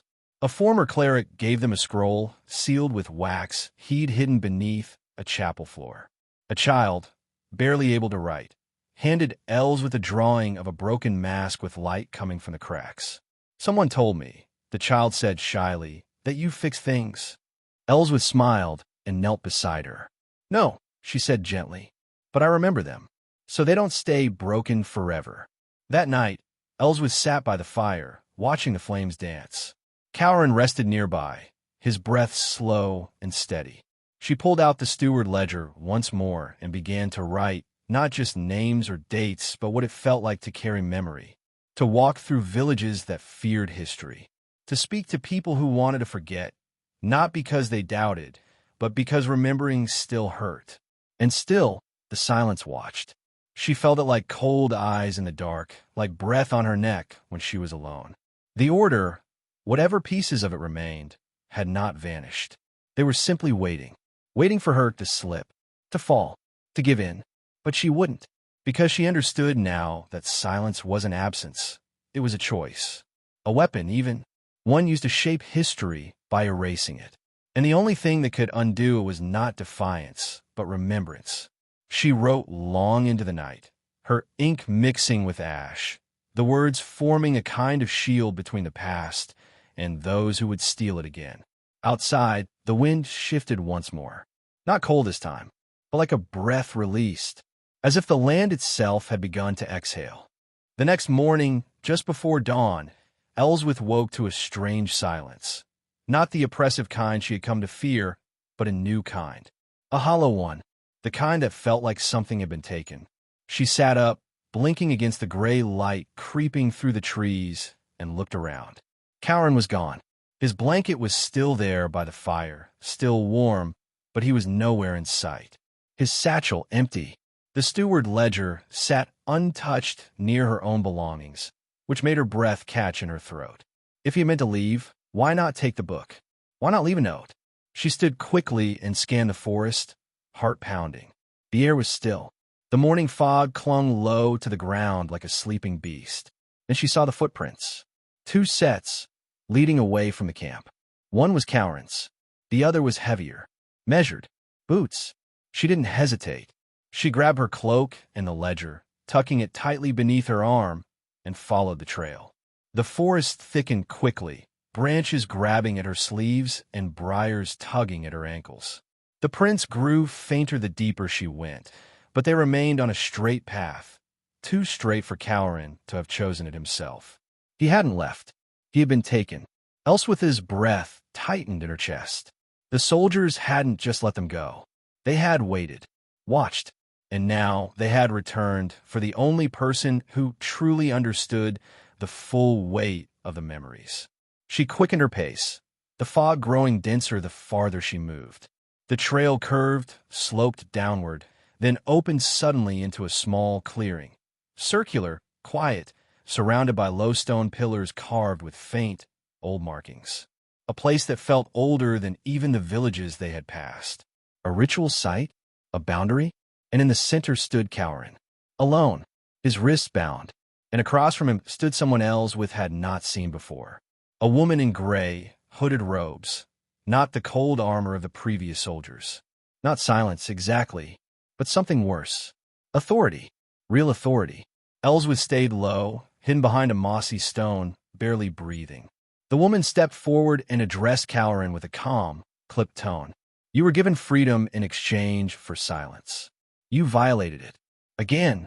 Cowran said nothing, but his shoulders squared. You know what we must do, the woman continued.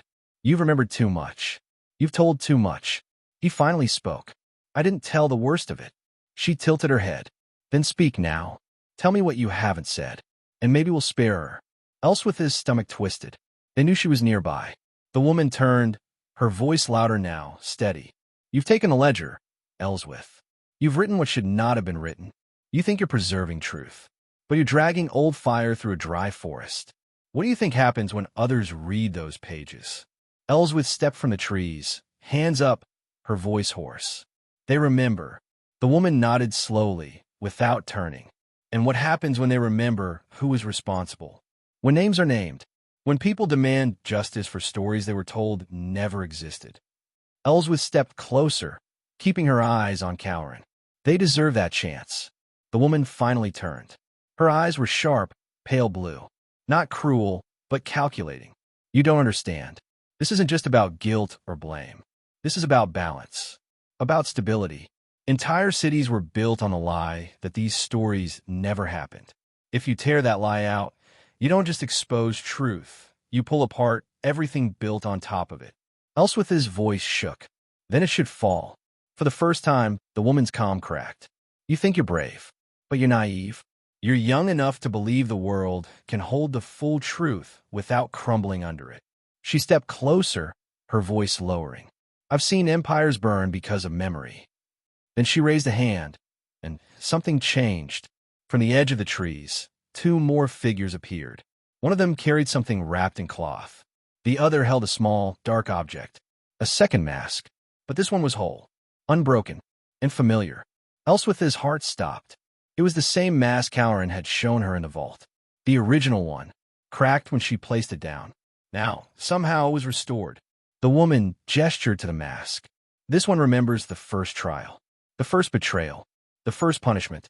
It was never meant to be used again. But you forced our hand. She stepped toward Halloran. He didn't flinch. He looked at Elswith, and she saw something in his eyes. Fear, but also resolve. The kind that comes when someone knows what's coming and chooses to face it anyway. No, Elswith whispered, but she was too far, too slow. The woman placed the mask in the hands of the soldier behind her. And Halloran spoke. I chose to remember so she wouldn't have to carry it alone. The woman gave the signal. The soldier moved. Elswith rushed forward, shouting, but hands grabbed her from aside. More guards, hidden in the fog. They held her tight, forcing her to watch. The soldier raised the mask. The air pulsed. And everything, every sound, every tree, every breath froze in place. The mask began to glow, and Halloran closed his eyes. No, Elswith screamed, but the mask descended toward his face. And just before it touched, he spoke a single word, one Elswith didn't understand. But the mask did, because it stopped glowing and shattered in the soldier's hands. Silence followed, and then the wind moved again. Halloran opened his eyes, and the woman in gray stepped back, shocked. No one, she whispered, no one has ever rejected it after the word was spoken. Halloran looked at her, voice steady now. Then perhaps your silence isn't as strong as you thought. Elswith broke free, rushing to his side. But the soldiers did not move. The woman's face was pale now, her voice barely a breath. He said the reversal. What reversal? Elswith asked, eyes darting between them. It's the word that undoes the bond between the bearer and the mask, Halloran said. It's been hidden for generations, only passed through the memory stream inside the mask. The woman looked at him, stunned. Which means you still carry it. He nodded, and for the first time, the woman looked afraid. The balance had shifted, but the danger hadn't ended, because now they knew he still held everything, and that meant they would stop at nothing to take it again. The guards surrounding them didn't move, but something had changed in the air. The woman in gray stood motionless, her eyes locked on Halloran, as if trying to decide whether to strike now or retreat and recalculate. The shattered remains of the mask lay scattered on the mossy stone beneath them, its jagged pieces glinting in the pale morning light. It had looked unbreakable, eternal, but now it was nothing more than broken silence. Elswith's pulse thundered in her ears. She didn't know what the reversal word was, and maybe she wasn't meant to, but Halloran had said it, and in doing so, he had undone centuries of control. She could see it in the woman's face, that brief flash of something like fear. Not fear of them, but fear of what this meant. The memory could not be contained anymore. You were supposed to wear it, the woman said finally, her voice quieter now. You were our last chance to restore the veil, to rebuild the wall. Halloran answered calmly. And bury the truth again? Let it rot beneath stone and lies. You don't understand the cost, she replied. You only see the pain already suffered, not what will follow when the world learns the full weight of what was done. Elswith stepped forward. We've already seen the cost. Whole towns erased. Families punished for remembering. People forgotten not because they died, but because someone decided their story was inconvenient. The woman's hands curled into fists. We tried to protect stability. By silencing grief, Halloran said, by turning truth into myth. How long did you think that would hold? The soldiers behind her remained silent. Still, their faces unreadable. They had weapons, but hadn't raised them. It was as if even they knew the script had shifted, as if the mask breaking had changed more than their orders. It had disrupted the ritual that had defined their world. The woman looked at them, then back to Halloran. This isn't over, she said quietly. The silence doesn't die with one word. It adapts. It hides. It waits for moments like this, when memory becomes too heavy for the ones who carry it. I've carried worse, Halloran said. She stared at him for a long moment, then turned and walked into the fog. Her guards followed, their armor clicking softly as they vanished back into the trees. Ellsworth let out a breath she hadn't realized she was holding. For a while, there was only the sound of wind in the trees and the echo of something that might have been birdsong. Then Cowrin turned to her. "We have to move," he said, "before they realize what they've lost." She looked at him, confused. "But they're gone." He shook his head. "They're regrouping. They'll change tactics. If they can't control the memory through masks, they'll try to control it through fear. They'll silence us in other ways. We have a window, just a sliver, to reach the final site." Ellsworth tightened her grip on the steward ledger. "The vault beneath Hollow Briar is sealed now. The ledger is almost full. Where do we go?" He looked out over the treetops, eyes distant. "There's another place. A chamber beneath the ruins of the old archive, north of the Frostwater Divide. It was once the Steward Council's last stronghold before the split. Some called it the Deep Hall." She felt a chill at the name. "And it still exists." He nodded slowly. "Buried. Forgotten. But not lost. I've seen it in memory." They packed in silence, Cowrin checking for any signs of tracking, while Ellsworth carefully wrapped the remaining fragments of the broken mask in cloth. Not to keep, not to preserve, but to show. Proof of the silence undone. By nightfall, they were moving again, the forest behind them, the mountains ahead. Each step carried the weight of what they had witnessed and what they still had to do. At camp that night, under a sky full of stars, Ellsworth unrolled a new page in the ledger. She didn't know how much more space she had left, but she used what was there to begin writing what she had never dared to write before. Not just the stories of the masked and silenced, but her own. She wrote about Mira and Father Barin and Torin Auric. She wrote about the word that made the mask shatter and the moment it all changed in the stone clearing. She wrote about Cowrin, his silence, his return to voice, and his courage in facing a system that had stolen so much from him. And then she wrote a question, not for herself, but for whoever would read these words in years to come. What do you do with a history you were never meant to know? She left it unanswered. Some truths needed to settle before they could be spoken. The next morning, they began the final leg of the journey toward the divide. The terrain grew harsher. Jagged rock, ice forming in the crevices, fewer paths, fewer signs of life. At times they traveled for hours without a single landmark. Only Cowrin's memory, drawn from the ancient mask, guided them forward. Then one afternoon, the wind shifted again. Colder, sharper. They crested a hill of slate and saw it. Ruins, not like the stone remnants of villages they'd passed, but taller. Arches still standing, stone columns tilted, symbols chiseled into the granite in spirals and star shapes. Half buried in snow and brush. The old archive. Ellsworth stepped forward, her breath visible in the cold air. "This is it," she whispered. Cowrin nodded. But before they could reach the base of the ruin, a sound broke the stillness. Hooves. And then, the low rumble of voices. They ducked behind a boulder. Below, on the other side of the ruin, a group was gathering. Not soldiers, not cloaks, but officials. Their emblems bore not the eye of the order, but the seal of the Council of Record. The same council that had once claimed to support historical truth, but had long since been accused of rewriting it to suit their sponsors. And at the center of them, a new figure, a young man in fine robes, holding something gleaming in his hands. Not a sword, not a scroll, but a third mask, unworn, untouched, but ready. Cowrin's face went pale. "They found another," he whispered. Ellsworth stared at it, horror blooming in her chest. "But how?" Cowrin's voice dropped to a hush. "It's not one of ours. It's new. They're building again. A new mask, a new memory." Ellsworth turned to him, panic in her voice. "They're not just trying to stop us. They're replacing us." The stakes had shifted. It wasn't about preserving the past anymore. Now it was about rewriting the future. The wind picked up, cutting through the ruins like a warning. Ellsworth ducked lower behind the stone ridge, her heart racing as she watched the officials in their crisp robes move deliberately through the crumbling pillars of the old archive. They weren't here to discover. They were here to declare, to install, to control the past by shaping a new version of it, one mask at a time. Beside her, Cowrin's expression hardened. He wasn't afraid now. He was focused, jaw set like stone. He had seen too much to be surprised. But this? A new mask, forged without memory, free of guilt or weight. It was a weapon wrapped in innocence.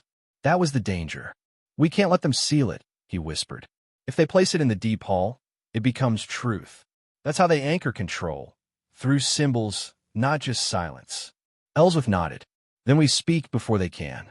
Before Cowran could stop her, she rose from the ridge and stepped into the open, her voice steady. Wait. Heads turned. The young man holding the new mask froze mid-step. His eyes met hers, unsure but guarded. She took another step forward, holding the steward ledger high. You want a new story? I have the old one. And I'm not alone. Cowran rose beside her. The officials murmured, exchanging glances. The leader, a tall, narrow-shouldered man with a ring of copper around his collar, stepped forward. His voice was firm, polished. You're trespassing on council ground. This site is under archival claim. This site, Cowran said clearly, was the last refuge of the truth before the first mask was made. And you're trying to erase that again. The man's lips curled slightly. We're restoring faith, providing order, by inventing memory. Ellsworth snapped. By handing people a lie and calling it peace? The man motioned, and two of his guard approached. But Ellsworth wasn't backing down. She opened the ledger and read from its pages, loudly, firmly. Names, stories, tribunals, executions carried out in the name of silence. She read of Myra's warning, of Torin's scrolls, of Cowran's forced service, and with each word, the officials stilled. Even the wind seemed to lean in. The young man with the mask wavered. He looked down at the smooth surface in his hands. It wasn't pulsing. It wasn't whispering. It held no memory, only intention. Do you know what you carry? Ellsworth asked him. He didn't answer, so she stepped closer. This mask hasn't been worn yet, which means you still have a choice. He looked up, his face no longer defiant, but confused, caught between order and truth, between what he'd been told and what he now heard. Then, to everyone's surprise, he placed the mask on the ground. The leader stepped forward, furious. Don't be a fool. That symbol is our future. No, Cowran said. That symbol is your last illusion. Suddenly, the earth beneath them trembled. A deep rumble echoed from the ruins, stones shifting, something beneath the archive waking. Not magic, not memory, but architecture. Old systems, long buried, responding to the weight of truth spoken aloud. Then a hidden passage, sealed for generations, cracked open behind the far arch. Dust spilled from the gap.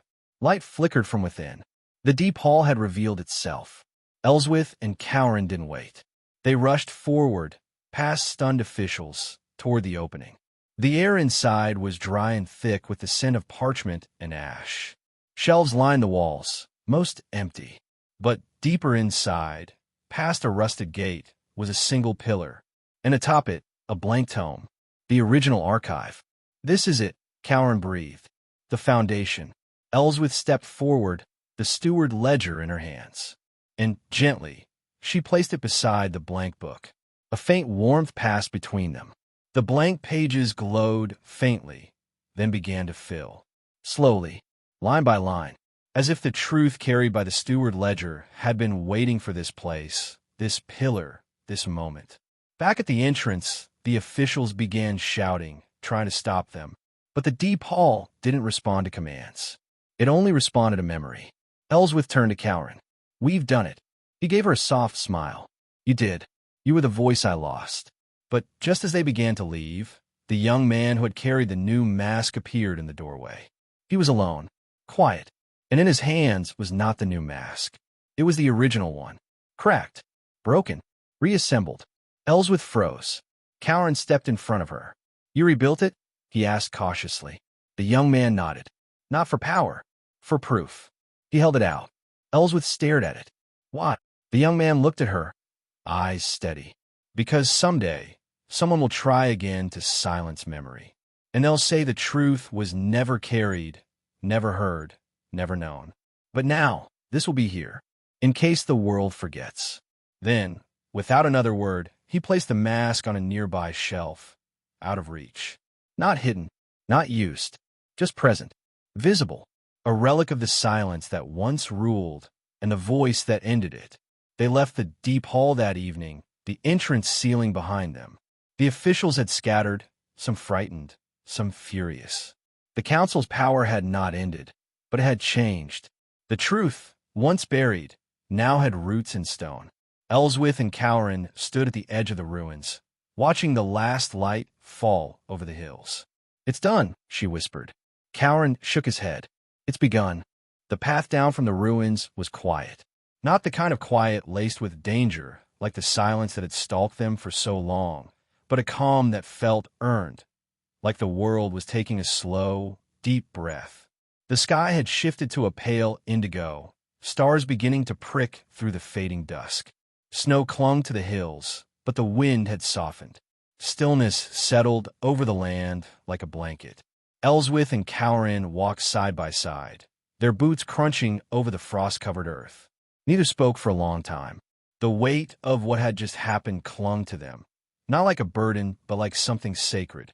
The mask had been laid to rest. The truth had reached the deep hall, and for the first time, memory stood on its own feet.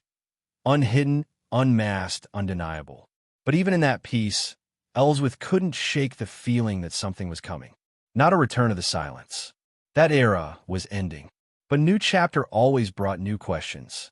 "What do we do now?" she asked softly, her breath visible in the chill air. Cowran looked out over the trees. "We keep writing." She smiled faintly. "Always the scribe." He gave a small shrug. "It's what I know." But she wasn't satisfied with that answer. Not fully. She looked at him again, this man who had once been a tool of the silence, who had worn the mask and carried the weight of forgotten names. "Do you think he'll stop trying?" she asked. "The council, the ones who still believe control, is more valuable than memory." He shook his head slowly. "No, they'll change tactics, rewrite their symbols, soften their stories to make them more acceptable. But the truth has a way of spreading once it's tasted air." Ellsworth's hand brushed against the steward ledger in her satchel. It felt heavier now, though not from weight. It was almost full. Every page inked with names and stories and echoes of voices long ignored. She had started this journey as a researcher, but now she felt more like a witness, someone who didn't just find the past, but carried it forward. As they reached the valley floor, the village lights came into view, soft glows from cabins tucked beneath snowy trees. It wasn't Hollow Briar or any place marked on a map, just another outpost of quiet people trying to remember who they were without fear. They arrived just after dark, and word of what had happened at the ruins had somehow already spread. A small group stood at the edge of the village, waiting, not as a crowd, but as a gathering. A few elders, a young boy with a ribbon in his hair, a woman holding a folded quilt. No one cheered. No one clapped. They just looked at Ellsworth with soft, knowing eyes. "We heard the wind change," one of the elders said. "We knew something had ended.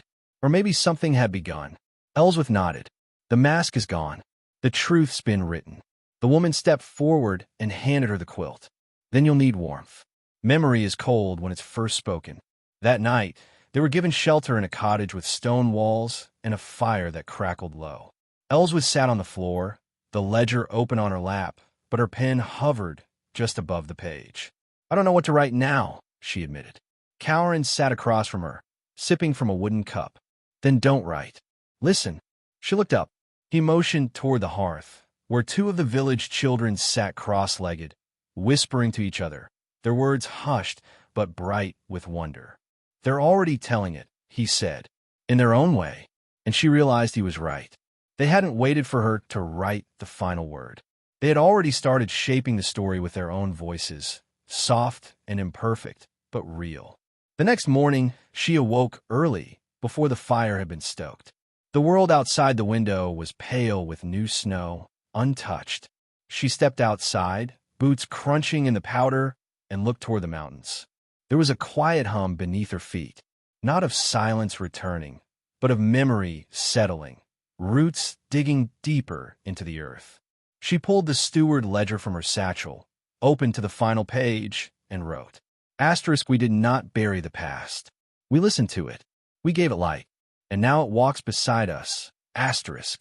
Then, just as she closed the book, she heard a voice behind her. You never asked who told them. She turned. It was the young man from the ruins, the one who had laid the new mass down. He looked different in the daylight, less like a symbol, more like a person. I told them, he said quietly. Before I left the council, I sent letters to the villages, told them what was coming. I didn't know if anyone would believe me. Elswith, his eyes widened. You started the whisper. He nodded. I couldn't stop the council's plan, but I could slow it. So I tried. You saved us time, she said. No, he replied. I gave you warning. You saved everything else. He looked down at her ledger. You'll write more? She nodded. There's always more. He smiled, then turned to go. But before he left, he paused. There's one more vault, he said, far to the east, buried under a lake. They say it holds the first stories. One's not even the masks remembered. Is it real? She asked. I don't know, but it's waiting. He disappeared into the snow-dusted trees. Elswith stood there a long time, holding the ledger to her chest. She thought of the people she had met. Mira, Father Barin, Torin, the masked ones, the children, the villagers who carried grief like old songs. She thought of silence and what it cost. And then, without looking back, she began to walk. Not because she was lost, but because the story wasn't over. The wind followed her as she moved through the woods, gentle but persistent, curling around her like a thread that refused to break. Elswith didn't have a destination yet, only direction. East, toward the lake the young man had spoken of. It might be myth. It might be nothing but stone and water. But so much of what she had believed impossible had already proven itself real. The idea of a vault deeper than memory, older than even the masks, didn't feel so far-fetched anymore. Cowrin joined her a short time later, his steps quiet beside hers. He carried a new satchel now, filled with scraps of parchment and inked fragments from the villagers, stories they had entrusted to him before they left. Some were only partial. Some were songs without names. But they carried weight and truth and the ache of remembrance. As they walked, the land began to shift. The snow thinned. The trees grew taller, darker, older. Their bark carried strange carvings, long faded, as if someone once marked the paths with symbols only memory could read. There were no signs, no towns, no maps to guide them now. Only intuition, only story. On the third day, they found the lake. It wasn't grand, not the kind that gleamed like silver or roared with waves. It was quiet, flat, mirror-still, ringed by moss-covered stones and low, tangled roots. The kind of place that didn't announce itself. It simply waited. Elswith stepped to the edge and knelt. Her fingers brushed the surface of the water. Cold but not biting. Clear but not empty. Something hummed beneath it. There, Cowrin whispered. She followed his gaze. A stone circle just visible beneath the surface. Not natural. Placed. Carved. It glowed faintly, but only when the wind passed across the water's face. Elswith stood slowly, heart beating faster. This is it. They searched the edges for an entrance, but there was no path, no door, only water. For a long moment, neither of them spoke. Then Cowrin said quietly, I'll go first. She turned sharply. We don't know what's down there. I know, he said, removing his satchel. But this story started with me. Let me help finish it. He waded into the water, slow and steady. It never rose above his chest. When he reached the center, just above the stone circle, he paused. The lake was utterly still. And then he vanished. Not submerged. Not pulled. Just gone. Elswith gasped and stepped forward, but before she could move, the circle began to shift. The water rippled, and from beneath, a spiral staircase of stone rose slowly, the lake parting around it like breath around a whisper. She didn't hesitate. She stepped on a first stair and descended. The deeper she went, the warmer the air became. Not wet or muggy, but dense like something old and sealed had been opened for the first time in centuries. The stairway ended in a low chamber, circular and dim, its walls covered in runes that shimmered faintly with color. At the center stood Cowrin, his face awash in gold light that poured from a small pedestal in front of him. And on that pedestal was not a book, not a mask, but a small stone bowl filled with water. He turned to her. "It's memory," he said quietly, "but not written, not spoken, carried." She stepped closer. The water didn't ripple. She peered into it and saw not her own reflection, but flashes of places, faces, voices. Images from lives she had never lived, people she had never met. All of it flowing just beneath the surface. "It's not just history," she breathed. "It's collective." Kaur nodded. "It remembers what people forgot, even what they never knew." She reached out, and the water responded. It rose slightly, as if drawn to her fingertips.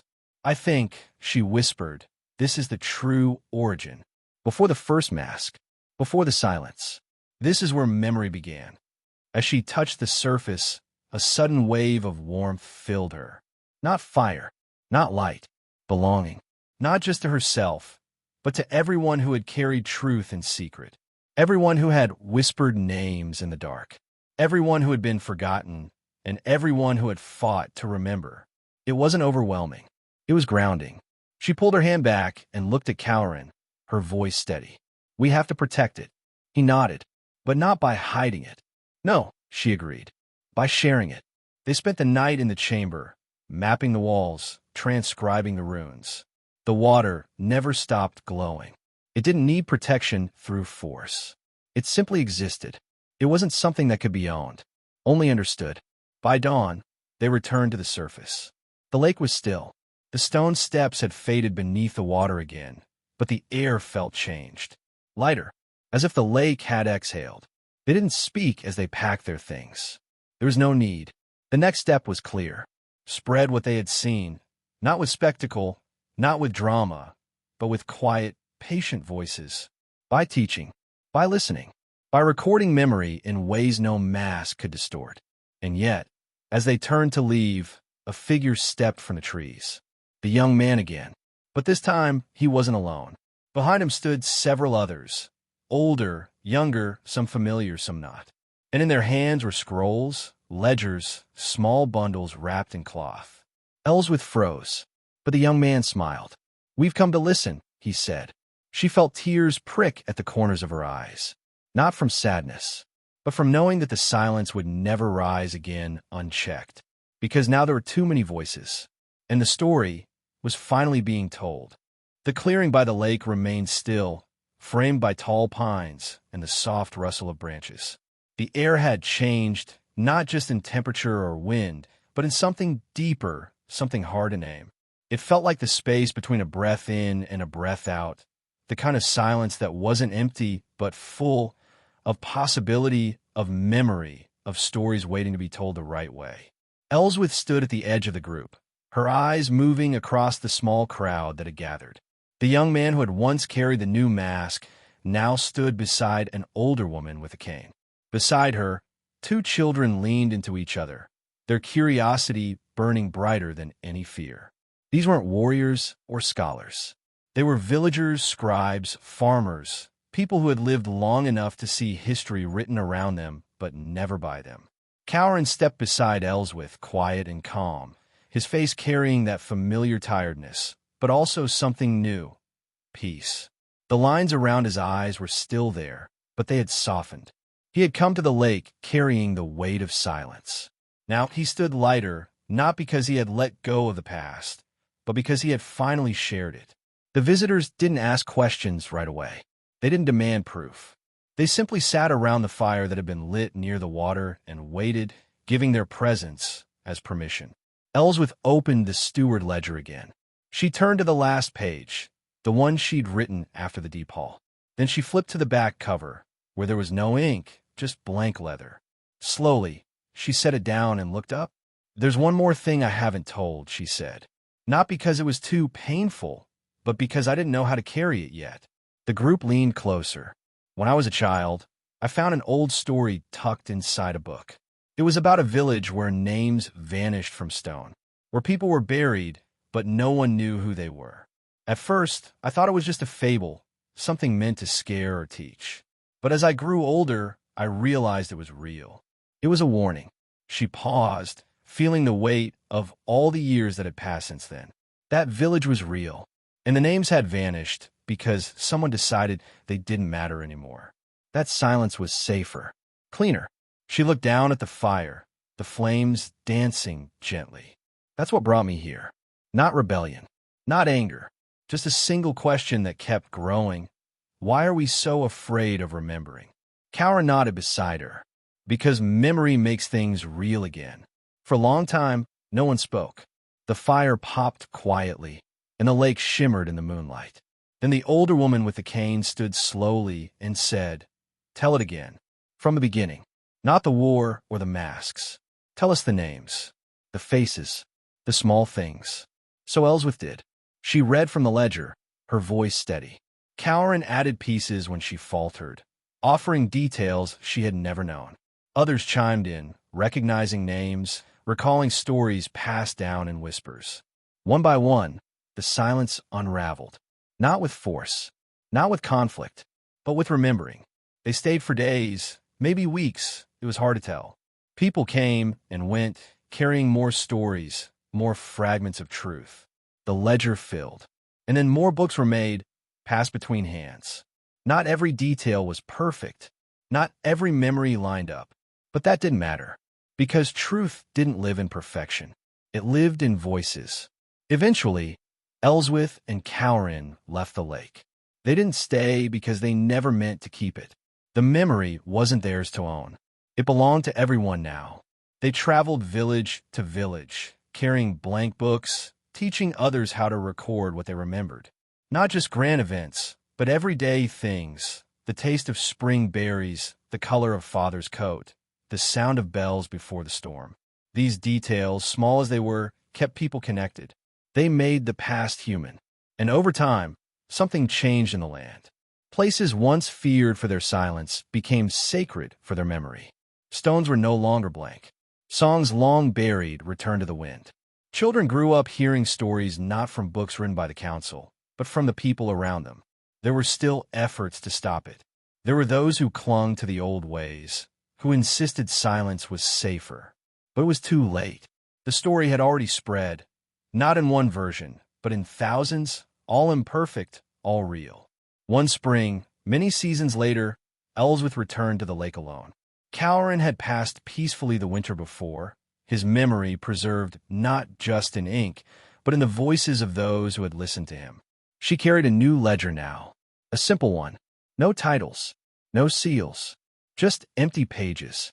She sat at the edge of the lake, dipped her fingers into the water, and smiled as the ripples moved across the surface.